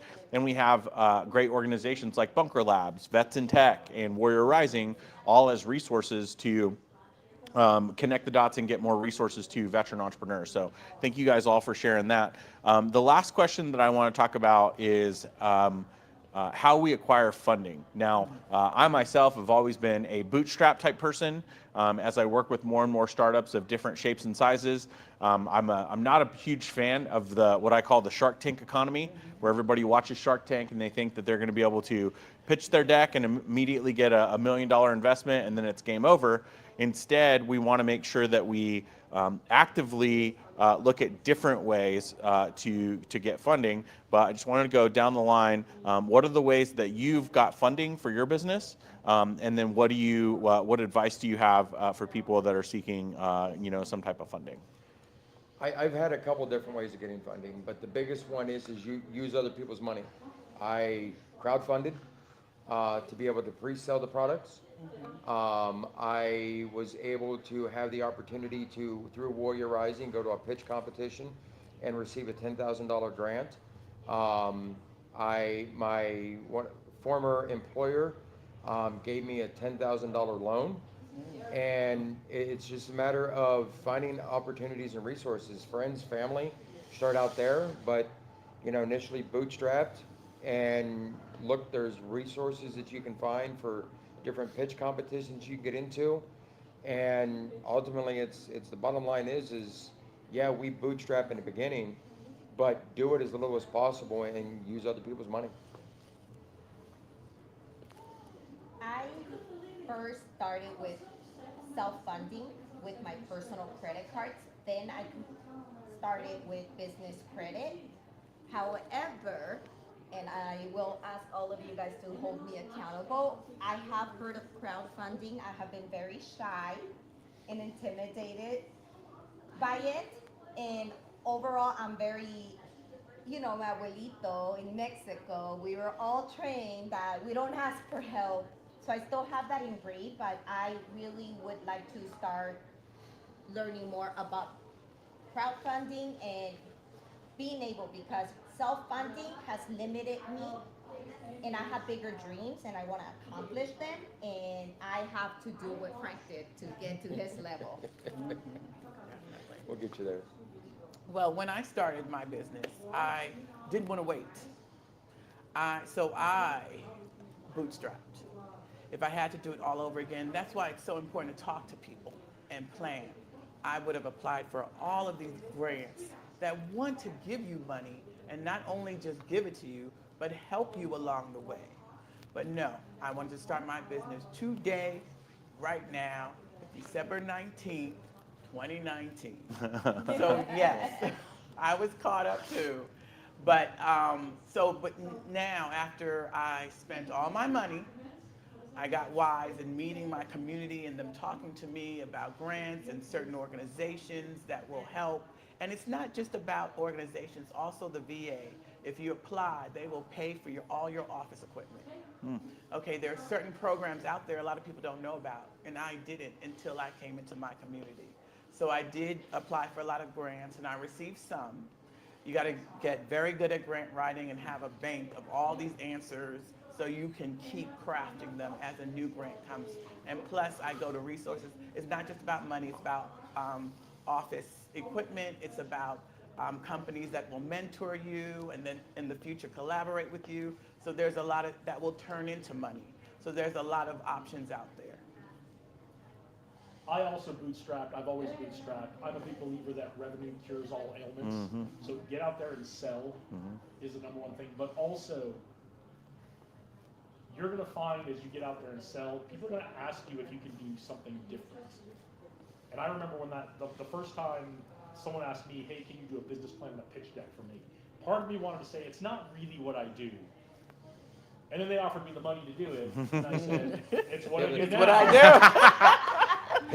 we do that all the time. So my advice is, in fact, I had someone reach out to me in the last 24 hours for something that I don't really do, but I think I'm capable of doing, right? So you're going to have to do things. So unless you have a real moral problem of doing it, or you think you really can't deliver on it, say yes to doing those things. It can open up a whole new area of what your business is about, or another business for you, right? We always like to have multiple streams of income, and in the 2020s, none of us can afford to be just one thing, and we all need to be kind of a media company at the same time, right? So don't be afraid to say yes to things that you think you can do and deliver on, and branch out a little bit. Love that. I want to touch on it. So somebody asked you to do that. It encouraged you to learn to do something, right? I knew how to do it. It just wasn't what I started my business to do, and I had to get over the pride and the ego of it's not what I do. Exactly. And I got over it real quick. But you also, in a lot of cases, a lot of people look at it as like, well, let me fake it till I make it. Yeah. And it's like, don't do that. It's like, when somebody asks you an opportunity to do something, and it's within somewhat of your wheelhouse, have the willingness to learn and figure it out, and to be able to do that pivot. And be real clear that you're learning along the way. Right? Be real clear that I've never done this before. I'm happy to work with you on this. We can negotiate the price a little bit because I am learning at this. I always want to under promise and over deliver, right? There it is. Thank you guys all so much for that. Last thing, let's tell people where they can find you or where they can take an action and support anything that you're doing. Okay. So before I do that, did we thank the hosts here? I did. Okay. Yeah, we thank them from the very beginning. Yep. I don't know how much Yeah. the audience got to see, but there's some Yeah. incredibly beautiful NFT artwork in Absolutely, here, yeah. and you should come down and see it. Yeah, So- we're at the Journey Gallery, so it's right next to Taverna Costera. I tried to snag that guy before, but he's in and out of meetings. But hopefully, we'll be able to get him on the show across the way soon. Yeah. So I'm Jason LeDuc, founder, CEO, leadership strategist of Jason LeDuc Leadership Consultants. So look us up online. We're actually live streaming this on our YouTube channel right now among Dave's Pursue Vegas channel and the Tech Alley channel. So Jason LeDuc Leadership Consultants on all the social media. Look us up. It's great for our search if you actually search for us. So, but reach out. Always happy to talk. And also my podcast, The Leader's Mindset. Some of the folks on this line have been on it. The rest will be on it. So check out The Leader's Mindset. We talk to amazing leaders, whether they are business leaders, community leaders, government. We span the gamut. We teach those leadership lessons from all across the community. I love it. Well, hello again. I'm Monifa Keynes, founder and CEO of Queen of Spades, where I design and create clothing and jewelry. Most of it is full of color, because I love color. So you can find me at www.queenofspadestyle.com. Also on IG, Queen of Spades Style. Also on TikTok, Queen of Spades Style. And I do collections, 4 collections a year. So the next collection is coming out. So join the email group so you will know right away when my new collection drops. Thank you. Oh. I am Jessica Vargas, and you can find me at Instagram at JessV_777. There you can see my artwork. You can also hire me for gigs, and you can learn more about my story and the current advocacy that I will be doing in 2025 with Face the Fight and the Robert Irvine Foundation. And you can also find me at his website because he did an interview. So please look me up, and pretty soon I'm an affiliate for this guy because I love his crayons. Yes, it is. That'll happen today. Those down before she I leaves. know. So, again, my name is Frank Manto, and I'm going to spell the last name for you, and so you can find it whenever you search it. It's M-A-N-T as in Tango, E-A-U. You can find me at frankmanto.com. My company is Miltreats, MILTREATS.com. We're on all social media platforms. You can just search Miltreats or you can search my name. And on my website, you will be able to also have the resources to Warrior Rising and my companies as well.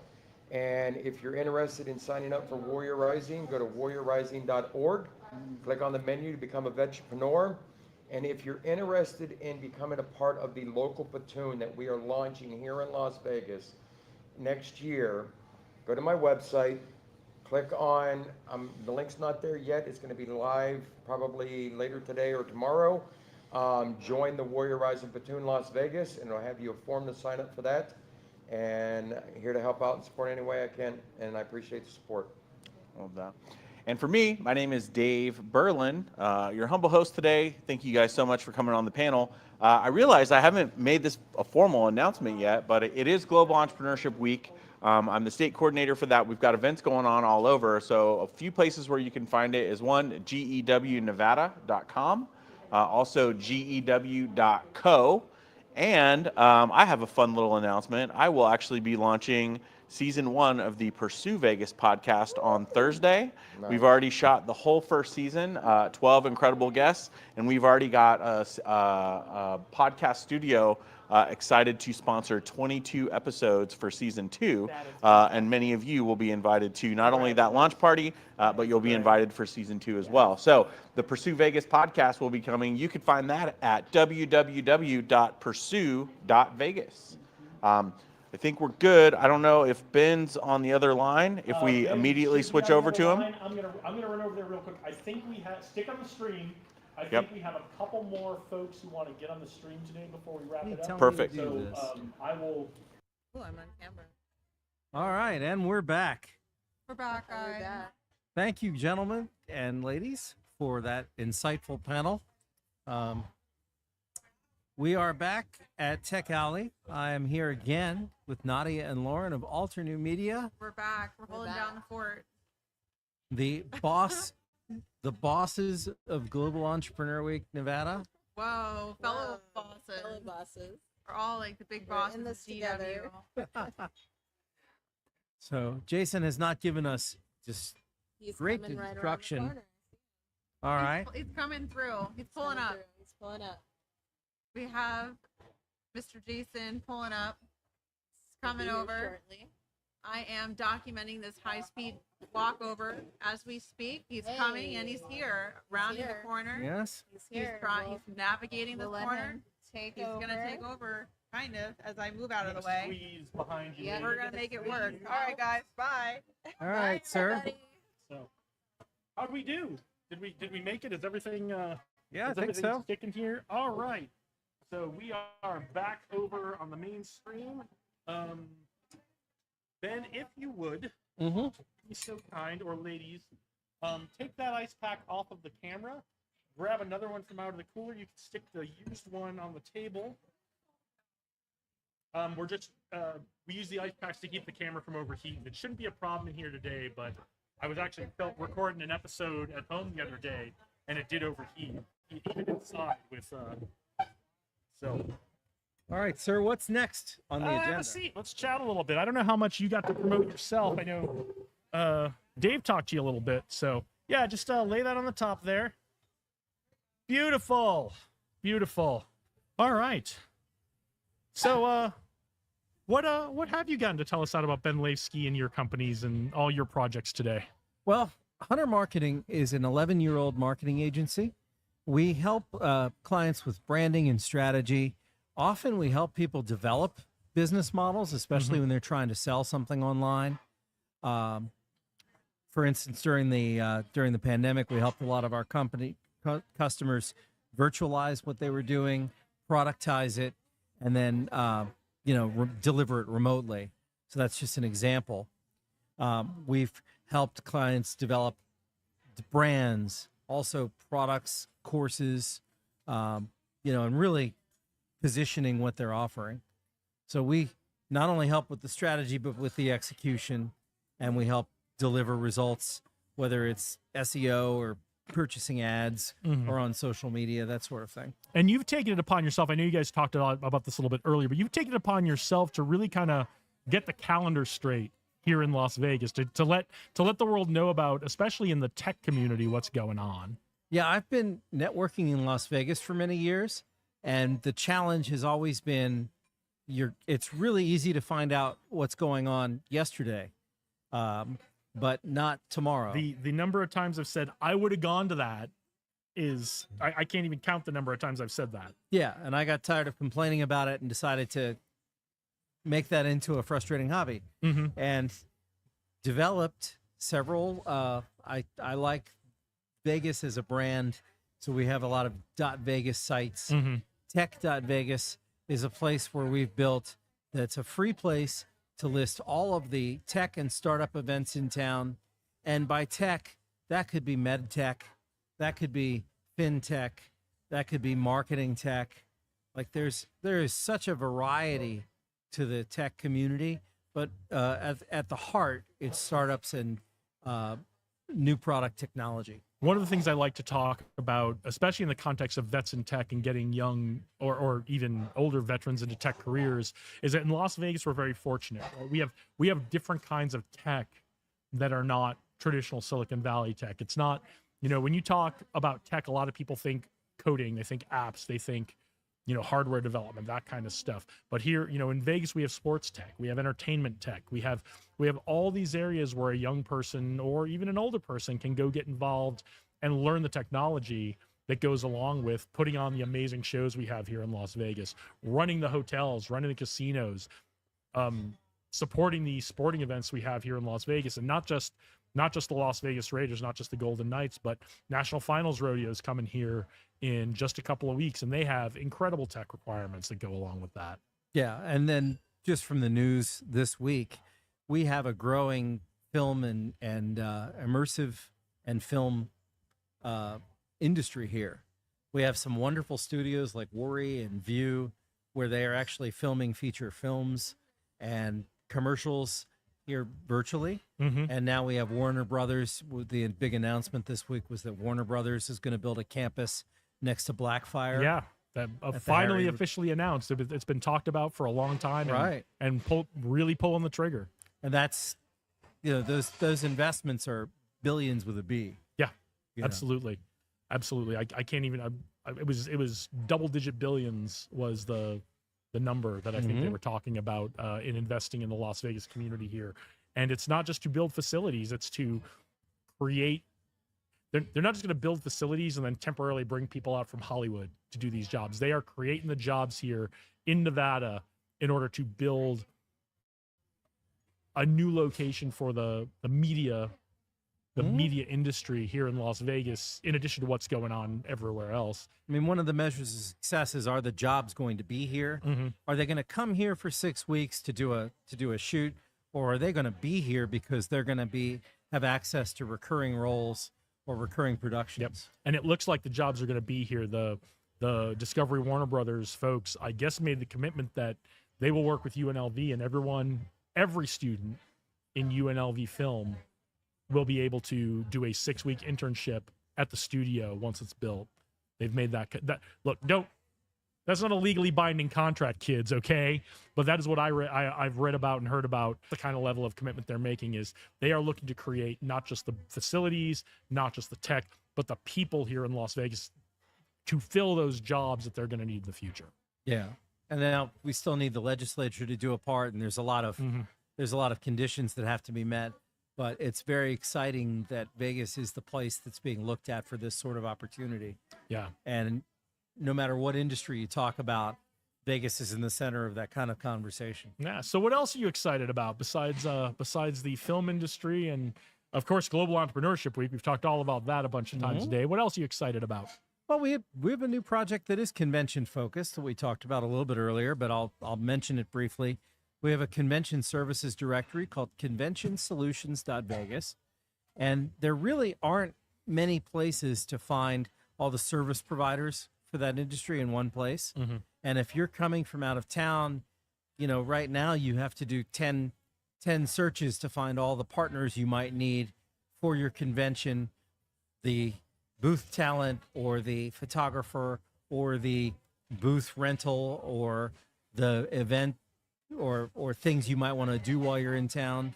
So our goal is to make that easier and put it all in one place. That's fantastic. I want to flip that coin over a little bit, because you go to a lot of conventions, or you go to some big conventions.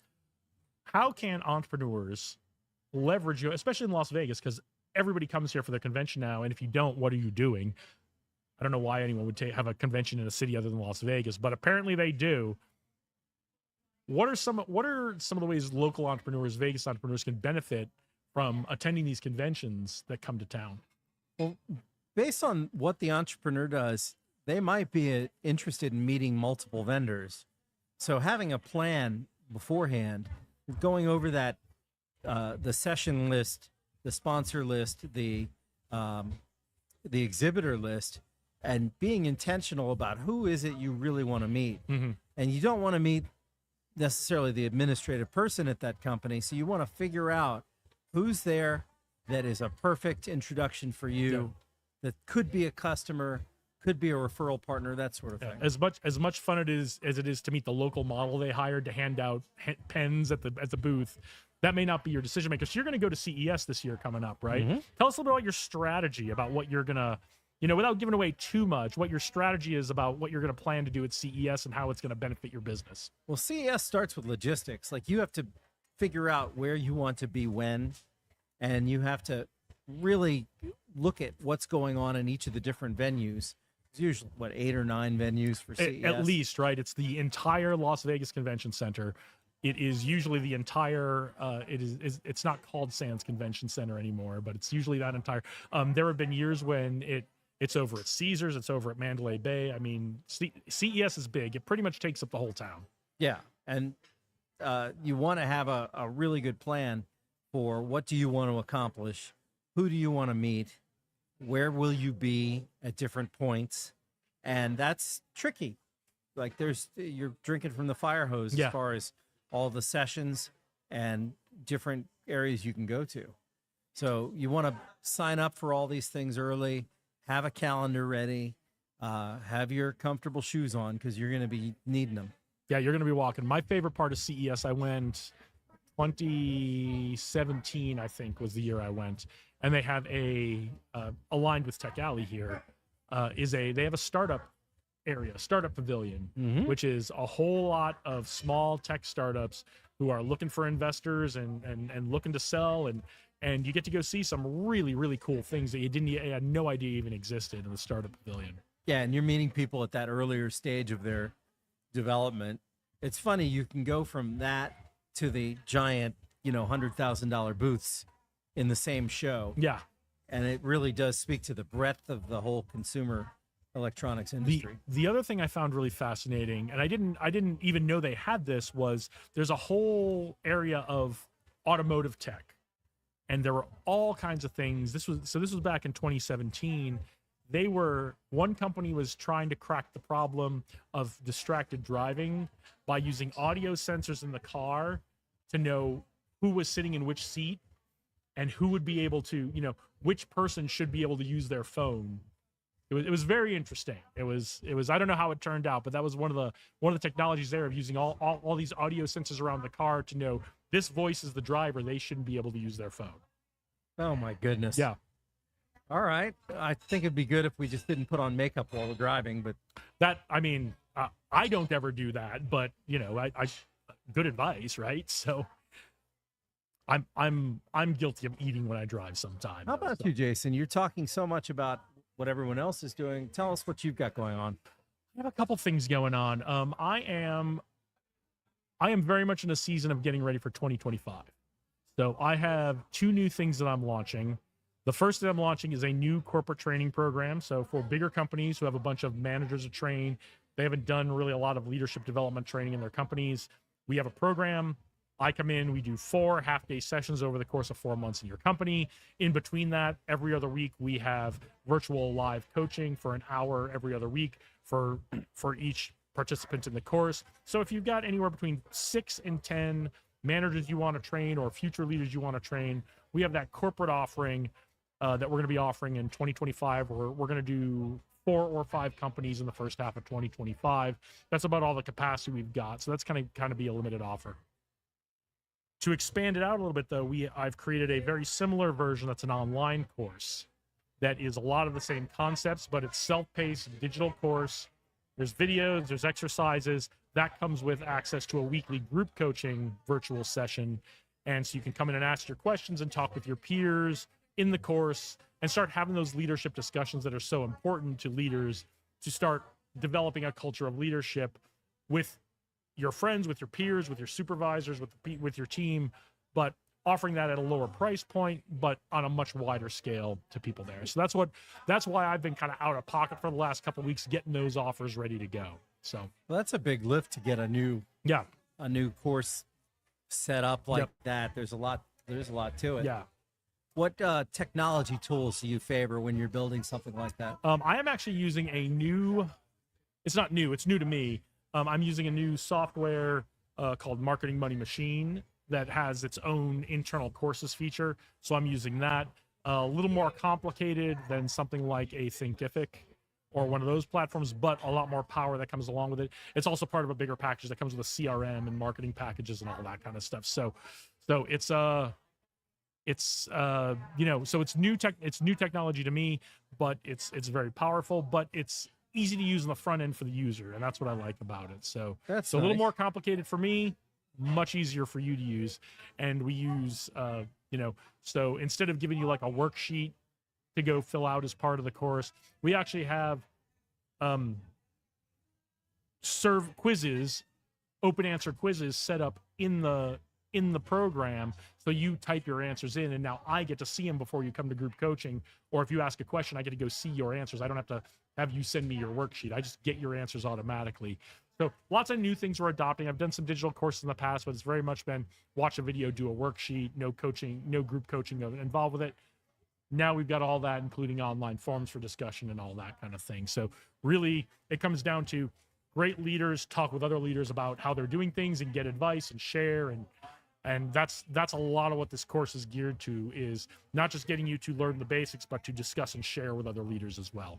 So that's the new technology piece, and we're leveraging everything we've learned from doing podcasts with the video and the audio, and pulling all that tech in to try to create the greatest student experience possible in that. So That's fantastic. yeah, Thank you for letting me flip the script and yeah, no, ask you some questions. I feel like I'm always asking the questions. So the last hour has been great because I sat on Dave's panel and he asked the questions, and now you've asked the question. But I do see we've got someone else who wants to join us. So All right.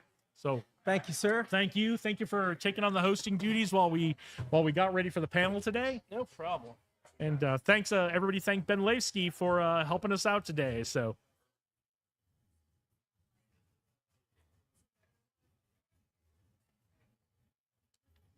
Welcome. Hello. So have a seat.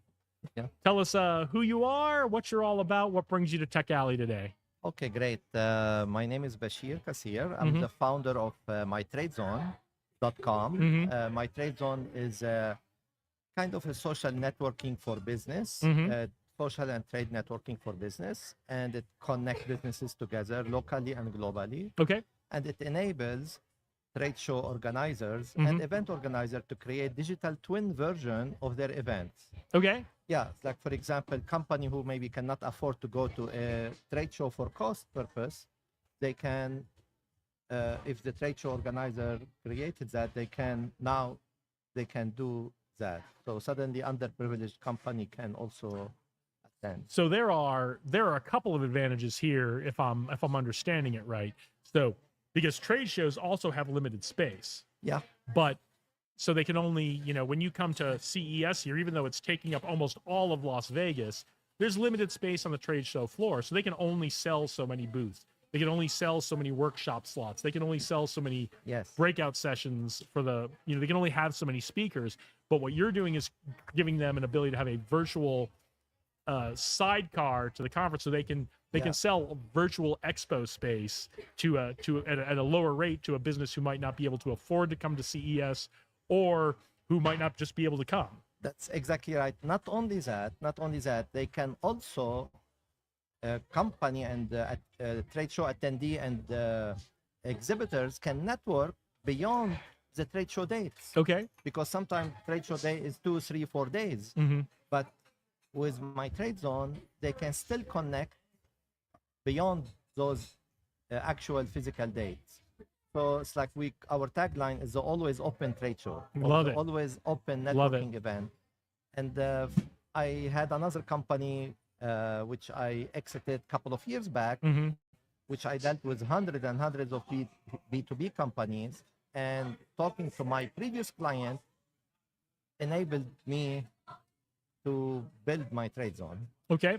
So you saw it from your previous company, you saw a need for this as well. Yeah. So there are features there that let people stay connected after and build business relationships, and maybe even do some business with each other after the trade show is over. And even in my previous company, I wanted to attend many other trade shows that I cannot afford because they were too expensive, number one, and number two, maybe logistically not possible to attend so many shows. So this solves that problem, that company can make themselves available to more. I love that, and I instantly see the attraction for the companies who may not be able to afford or make it to something like a CES or a SEMA here in Las Vegas. What's the pitch you make to the trade shows to get them involved in this? That's a challenge. So that's why I asked. So the main pitch is it provides value added to both their exhibitors and attendees, because now they're beyond just physically exhibiting. Their attendee and exhibitors can network between each other beyond the event date. So that's the main pitch, number one. And number two, it solves the attrition problem.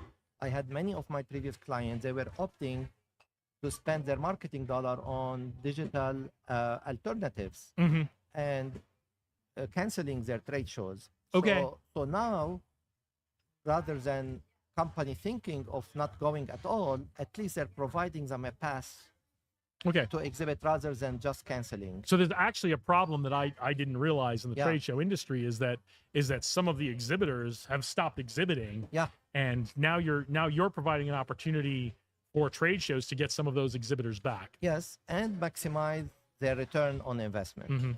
Because everybody have limited spending dollar and so on. So that's kind of the main pitch to that.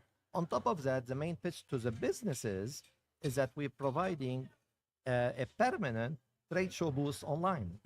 A permanent it's a free to join my trade zone, and so any business can have their own permanent. They can put their marketing material, maybe price list, and all kind of things on that virtual trade show.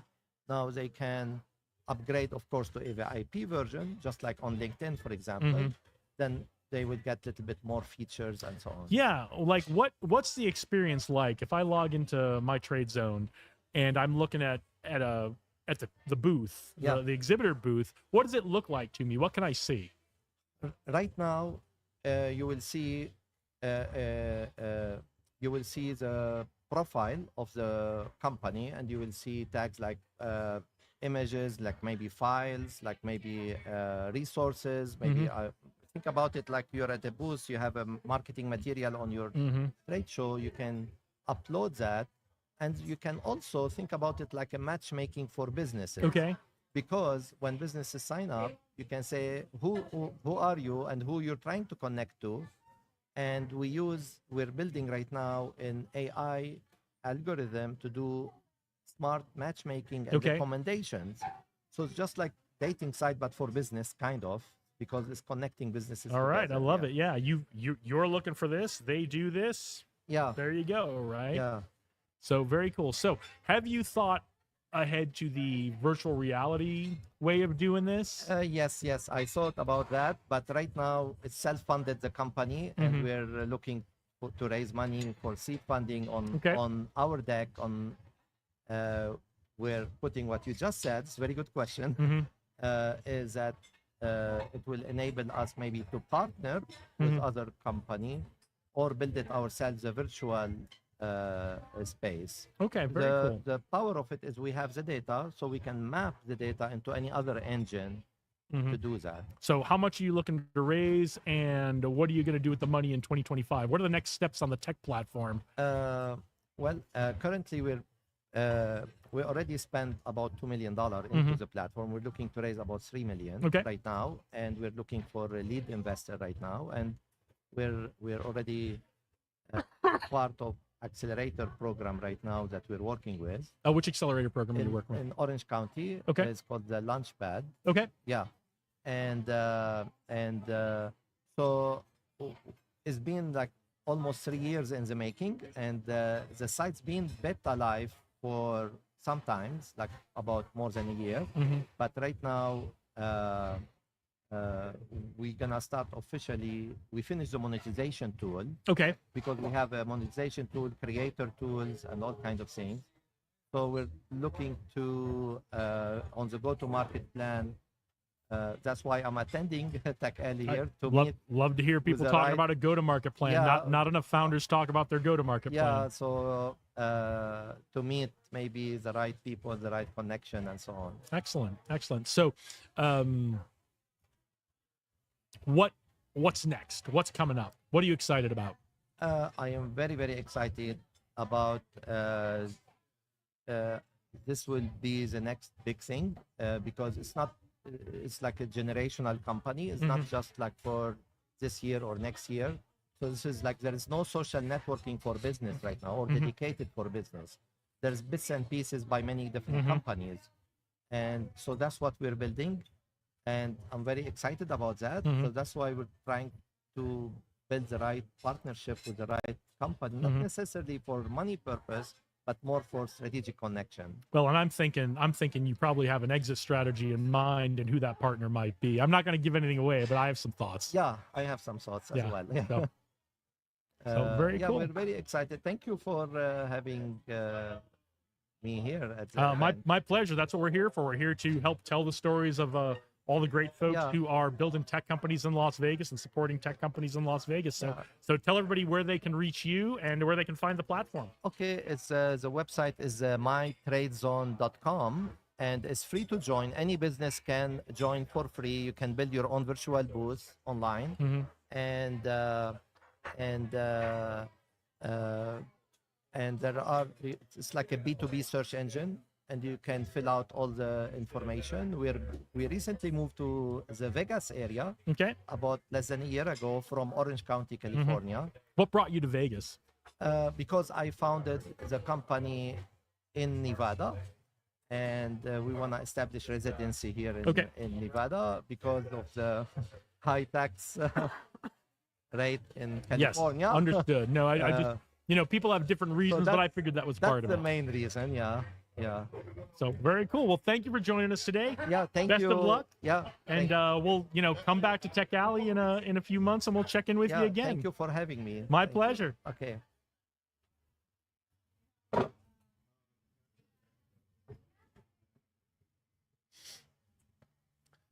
What is up? So I think we're getting ready to wrap up here. I wanted to. There's a couple other folks that I think wanted to try to get on, but you know, we'll give them a few minutes to try to come in. But it's getting to be 2:30. We've been going strong for. Look at this. This says 3 hours and 39 minutes. I thought we were going longer than that, but hey, I wonder who if knows? that's just counting the video part. Oh, it might just be counting. It might not be counting what we had on the other deal. Oh yeah. So oh, by the way, make sure you leave that running on your phone so it continues to upload. It's still uploading. Yeah. Awesome. So how are we doing? All right, 75%. That's fantastic. So yeah, because we're getting great 4K video that we can use. So we'll get some. That was a great panel discussion. That was a great panel. So if you didn't see the panel, we had a veteran entrepreneurs panel. First time we've done that here at Tech Alley as part of Vets in Tech. We've done some other things with Vets. I was kind of glad no one was actually in the room, because I think any background noise would have taken away from it. But it was a nice something to think about using that room setting, before. That might actually be a fantastic place to do this in the future. Yeah, where we have people waiting outside and bring them in, and we don't have like a live audience. Yeah, so cool. Something to think about in the future if we can work the schedules out. Oh yeah, in the future. So highlights of today. Highlights of today. First, I gotta say, the venues are always incredible. So super shout out to Taverna Costera and the Journey Gallery. But also, I did what I could with the weather, and I think it worked out perfect. I think you did okay. I mean, you know, hang on. Let me look at Las Vegas in November. Blue sky. Yeah, blue sky. A couple of clouds. What are we at? Like 64 degrees. Some odd degrees. Perfect. You delivered. Yeah, you right. Delivered. So no, actually, it was really good. You know, it's amazing to think that this has been going on for 3 years. You know, and it's very much. I know it came to life right after pandemic, as the world was trying to get back to normal. Vegas normal. Whatever's normal here in Vegas. It's really fascinating to see that come full circle, because you know there's so many amazing things happening here across the valley. It was just great to see it, man. So I'm really excited to be a part of this organization and everything that's happened, and then really just to dig in and see everybody get excited. And for everyone that didn't know what Global Entrepreneurship Week was, you know, for more people to get involved in that. And then I'm really excited to see how things play out. So perfect little kickoff to the week. So yeah, I think it's fantastic that we were able to kick off Global Entrepreneurship Week a full 48 hours before every other city in the world. Yep. I love that we made that choice. Disruptive. I love that GEN and GEW didn't discourage us from doing that. I love that they supported that. But yeah, things really kick off. I mean, today was the kickoff for it, but we have some events coming up Monday for GEW here in Vegas. So tell us about what's going to happen Monday, so anybody who's watching can kind of calibrate their calendar and get thinking about jumping out to these Vegas events. Definitely be at Bottega Exchange. Bottega Exchange is the place to be. on Monday. We'll have a few different speakers and stuff throughout the morning, and then we do have a panel and a workshop in the afternoon. So Bottega Exchange has opened their doors to free co-working for the week. Yep. So it'll be amazing to catch up with people there. Yep. And collaborate. So come on down. Don't get any work done. Meet a lot of people. Make a lot of great connections. Make a lot of sales. Do good stuff. But build those relationships. We just came from a panel talking about how important those relationships are. Indeed. So that's Monday. Yep. That's as far as I can make it right now. Yeah, I'm still a little. There are a number of things going on. My feelings are a little hurt because of the Mike Tyson fight last night, but we'll get through today. Feelings of hurt because of the result, or because you weren't invited, or no? I think it was great. I think it's. I don't care. I can tell you in my own personal life. My training has increased over the last week and a half, just by getting hyped on the Tyson fight. So, yeah, that's just me. Now, I went this morning just to make sure I didn't lose that steam. Yep. So, very cool. Well, I think we'll wrap it up. I think we'll sign off here. Was there anybody today. that was supposed to come? There was one person I was going to try to get on because we weren't able to get her on earlier, but we'll figure something out. So I'm going to put her on the other podcast anyway at some point. So, but yeah, the second round of talks is over, right? So, yeah, I think we'll take this opportunity to sign off, and thank you all for joining us today. Make sure I haven't, because of all the jumping back and forth and switching hosts, I haven't gotten to do much of my. Make sure you come down every third Saturday of the month to Tech Alley if you're in Las Vegas and you're interested in tech, crypto, NFTs, drones, AI, software development, apps, hardware prototyping. Yeah, right. Agile practices, agile development. If you have something you want to demo, a product you want to demo, an app you want to demo, come on down and do demo time here at Tech Alley every third Saturday of the month. If you live in Las Vegas and you're interested in tech, you got to come on down. If you're going to be in Las Vegas during the third Saturday of the month and you're interested in tech, you got to come on down. If you're thinking about coming to Vegas and you're interested in tech, try to schedule your trip for the third Saturday of the month so you can come on down. We'd love to have you here, centered around Taverna Costera here at the corner of Charleston and Main in downtown Las Vegas. Thanks again to Taverna Costera. They are one of the primary sponsors here. They make the coffee happen, they make the water happen, they make the place happen, and they make the lunch happen for everyone who comes and participates and signs in. So indeed. So another great Tech Alley in the books. We'll be back next month on whatever the third Saturday of the month is. So get out there, do great things today. Onward and upward. Go fight, win.